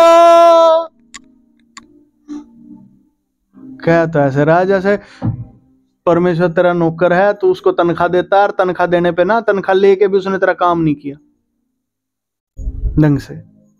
तूने क्यों कर दिया? तू गुनहगार है प्रभु। तू मूर्ख है, वो गुनहगार नहीं है, तू मूर्ख है बेटे, तू अज्ञानी है। पास्टर जी पर भावनाएं तो ऐसी निकलती है, तो भावनाएं निकलती है तो निकलती है। भावना का ये मतलब थोड़ी होता है कि वो सत्य ही होंगी। भावनाएं तेरी गड़बड़ है तो ठीक होने दे, उनको जरूरी है, भावनाएं सब कुछ है तेरी। भावनाओं को ही आजकल सत्य मान लेते हैं। भावना यार जी दिल से बह रहा है जी, तो दिल से गलत चीजें ही बहती हैं। बाइबल तो यही कहती है, तेरे हृदय में असाध्य रोग लगा है, गलत चीजें बहती हैं। कई बार माएँ होती हैं, 2 बच्चे होते हैं, उनमें से एक बच्चे की तरफ माँ का दिल ज्यादा लगा होता है। हाँ इसको दे दूं, इसको दे दूं, इसको दे दूं, तो दे के उसकी जिंदगी खराब कर देती है वो माएँ। भावनाओं पे ही वो करती हैं। भला होता कि वो न्याय को अपनाती, 2 बच्चे हैं, दोनों को जो देना चाहिए बराबर बराबर दे। तेरा काम इतना है, आगे परमेश्वर देख ले किसके पास क्या रहे क्या ना रहे। तो अपना काम तो कर, तो अपना काम न्याय और ईमानदारी से कर। नहीं मेरी भावना इस बच्चे की तरफ है, ये तो अपने आप कर लेगा, इसको ज्यादा दूंगी। क्यों देगी तू ज्यादा? तू मूर्ख है, तू अन्याय कर रही है। तू 2 भाइयों के बीच में ऐसी लड़ाई को पैदा कर रही है जो तू कभी बुझा नहीं पाएगी उस आग को। मेरी बात समझ पा रहे हैं? भावनाओं पे निर्भर नहीं होना किसी ने, परमेश्वर पे निर्भर हो। भावनाएं गलत आती हैं, बहुत बार गलत भावनाएं बहती हैं, उनको प्रभु से क्षमा मांगो। प्रभु मेरी भावनाएं जो गलत है इनको रोक दे, और जो गड़बड़ मैं कर चुका हूं या कर चुकी हूं मुझे क्षमा करे। मैं कहता हूं तेरा प्रभु तुझे क्षमा करेगा बेटे। तेरे बच्चों के बीच में जो अनबन हो रखी है ना, उन्हें तेरा परमेश्वर ठीक कर सकता है। आमीन। देखिए प्रभु कह रहे देख जो कुछ सारी धरती पर है सो मेरा है। परमेश्वर कह रहे मेरा है ये सब कुछ। तू कैसे अपना उसको बनाने की कोशिश कर रहा है? कैसे अपना बना? नहीं जी मेरी इतनी प्रॉपर्टी तेरे परमेश्वर का है, उसने तुझे थोड़े समय के लिए दिया है, उसका है, ले लेगा जब दिल करेगा ले लेगा। तो रात को सोएगा, अगले दिन तेरे प्राण नहीं होंगे, उसकी मर्जी, उसने दिया, वो जब मर्जी ले ले। तू इस बात को जान, तू मेरा मेरा करके सारी दुनिया पे कब्जा करना चाह रहा है, छोड़ दे। जो परमेश्वर का है परमेश्वर को दे। ये आदर परमेश्वर का, ये सम्मान परमेश्वर का, ये मान परमेश्वर का, उसे दे। जो उसने तुझे दिया अपने सारे के द्वारा उसकी प्रतिष्ठा कर। उससे पूछ प्रभु मैं क्या करूं, कैसे इसको इस्तेमाल करूं, ऐसे कह के उसका आदर कर। मैं कहता हूं वो तेरा आदर करेगा। तू उसका आदर कर, वो तेरा आदर करेगा। Hallelujah, hallelujah, hallelujah. अय्यूब ने किया था ऐसे सबसे पहले। अय्यूब ने किया था, देखो क्या लिखा है 15 वचन में, 42 के 15 में। और उसके पिता ने उनको उनके भाइयों के संग ही संपत्ति दी। उस समय पे, तो उस समय पे कौन लेडीज को प्रॉपर्टी देता था भाई? बेटियों को। अब जाके कहीं कानून आया है तो लेडीज को देते हैं, अब भी कहाँ देते हैं? अब भी कहाँ देते हो? फोन करके बुला लेते हैं बुआ बुआ को, तो आजो जी साइन कर जो प्रॉपर्टी पे, तुम्हें ले जाएंगे फिर छोड़ाएंगे घर। महिलाओं को अब भी प्रॉपर्टी नहीं मिलती, देते ही नहीं कोई। समझ रहे हैं? उस समय परमेश्वर ने अय्यूब से बात करी और अय्यूब ने परमेश्वर का मान रखा। प्रभु जो मुझे दिया है तूने दिया, जैसे कहेगा वैसे इस्तेमाल करूंगा। अय्यूब को परमेश्वर ने बुद्धि दी, उसने अपनी बेटियों को भी बेटों के संग प्रॉपर्टी दी थी। Hallelujah, hallelujah. पास्टर जी हम भी ऐसा ही करेंगे अब से, अरे ये करने के लिए नहीं कहा जा रहा, तुम्हें कहा जा रहा है परमेश्वर की कलीसिया, उसको बनाओ, उसको बनाओ, उसके लिए धन इकट्ठा करो, उसके लिए धन बटोरो, लेकर आओ कलीसिया में, परमेश्वर के घर को बनाओ।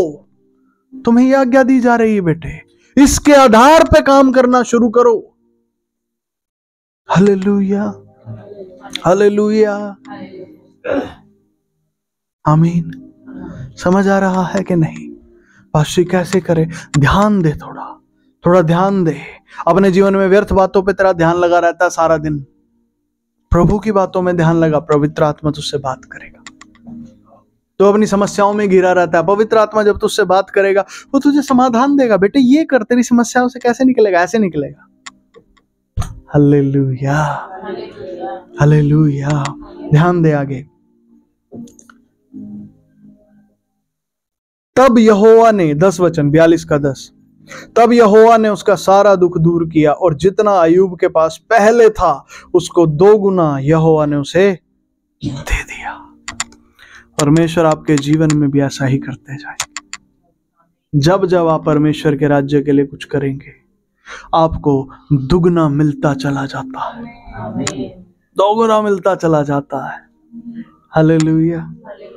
आप समझ पा रहे हैं मेरी बात को?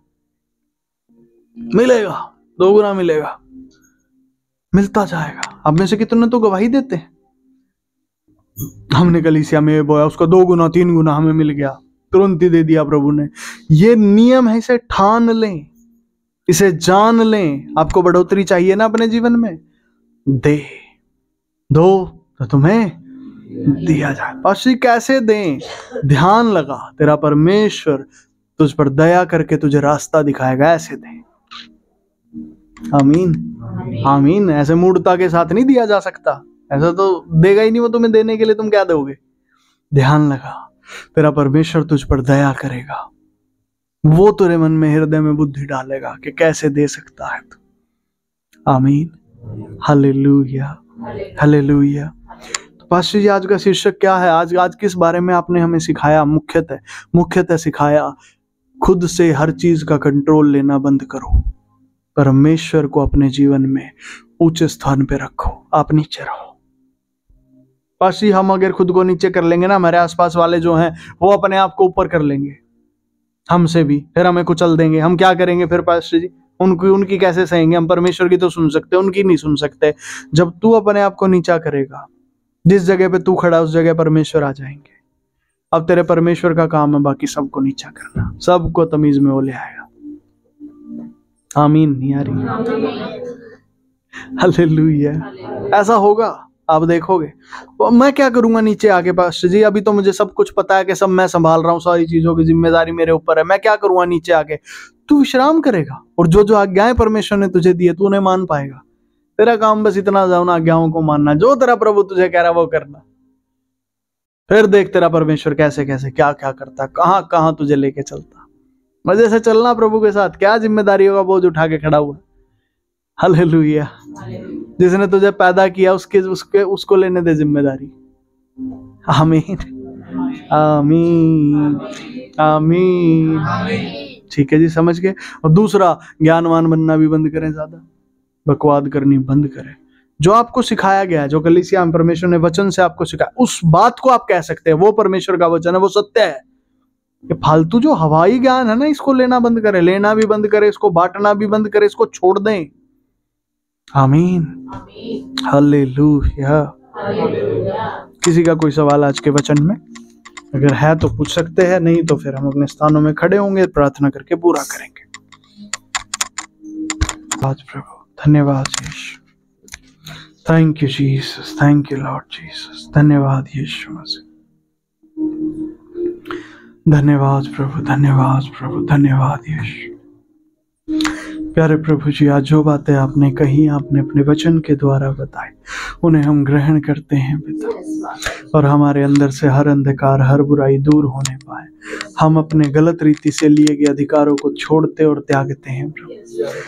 अपने लहू से आज हमें शुद्ध कीजिए, धो दीजिए प्रभु। आपके वचन हमारे हृदय में बस जाए और आपका राज्य स्थापित हो। आप ही हमारे जीवन में सबसे मुख्य पद पर आ जाएं प्रभु। आप ही हर चीजों पर कब्जा ले और हमें राहत दें प्रभु। एक एक भाई बहन जो आज यहाँ आए आपकी शांति को पाए, आप में विश्राम को पाए प्रभु। सारे उनके बोझ आप ले लीजिए यीशु, और सारी शैतानी क्रियाएं ताकतें सब नाश हो जाए, सारे काम भी जले गढ़ भी भस्म हो, और प्रभु आपके काम उनके जीवन में स्थापित हो, जो उन्हें आनंद शांति उत्साह और संपन्नता से हर दिन भरते जाए, और उनका जीवन आप में प्यार वाला जीवन हो जाए, वो प्यार से भर जाए, घमंड उनसे दूर हो, आपकी नम्रता आए प्रभु। हर चीज में हर बात में उनकी जीभ को आप अपने वश में करें, वो जब बोले तो ऐसा बोले मानो आपका वचन बोलते हो। धन्यवाद, उनका जीवन आशीषित हो प्रभु। आपके प्यार उन पर मैं उंडेलता हूँ, आपके प्यार के दरवाजे वहां खोलता हूँ। आप भी उनके हृदय को प्रेरित करें प्रभु, कि उनके हृदय के दरवाजे भी प्यार के लिए खुल जाए, वो भी हर जगह प्यार की खुशबू फैलाते जाएं प्रभु। धन्यवाद, आपने ऐसा किया, और आप उन्हें सामर्थ्य भी बनाए, उनकी रक्षा भी आप करें, आप ही उनके जीवन में विराजमान हो जाए। धन्यवाद प्रभु, आप हैं भी और आज आगे बढ़ते भी जाएंगे, यीशु मसीह के नाम से आमीन आमीन। धन्यवाद, आप आगे भी उनकी मदद करें प्रभु, ताकि वो और ज्यादा उदारता से आपके राज्य में देते जाएं, और उनका धन बेकार के कामों के लिए, बुराई के लिए इस्तेमाल ना हो, वरन भलाई ही में इस्तेमाल होता जाए। और आप उसी के निमित्त उन्हें बहुत आयत से आशीषें भी दें प्रभु, ताकि उनके जीवन में वो देखें कि आपसे प्रेम करना कैसा है, आपके प्यार को चखना कैसा है, और वो बढ़ते जाएं प्रभु। यीशु मसीह के नाम से हर हिस्से में तरक्की करें, उन्नति पाएं, कामयाबी पाएं प्रभु, और आपकी महिमा को देखते जाएं, सामर्थी होते जाएं प्रभु, दुनिया के लोगों से ज्यादा सामर्थी वो हों, यीशु नाम में आमीन आमीन आमीन। जय मसीह की।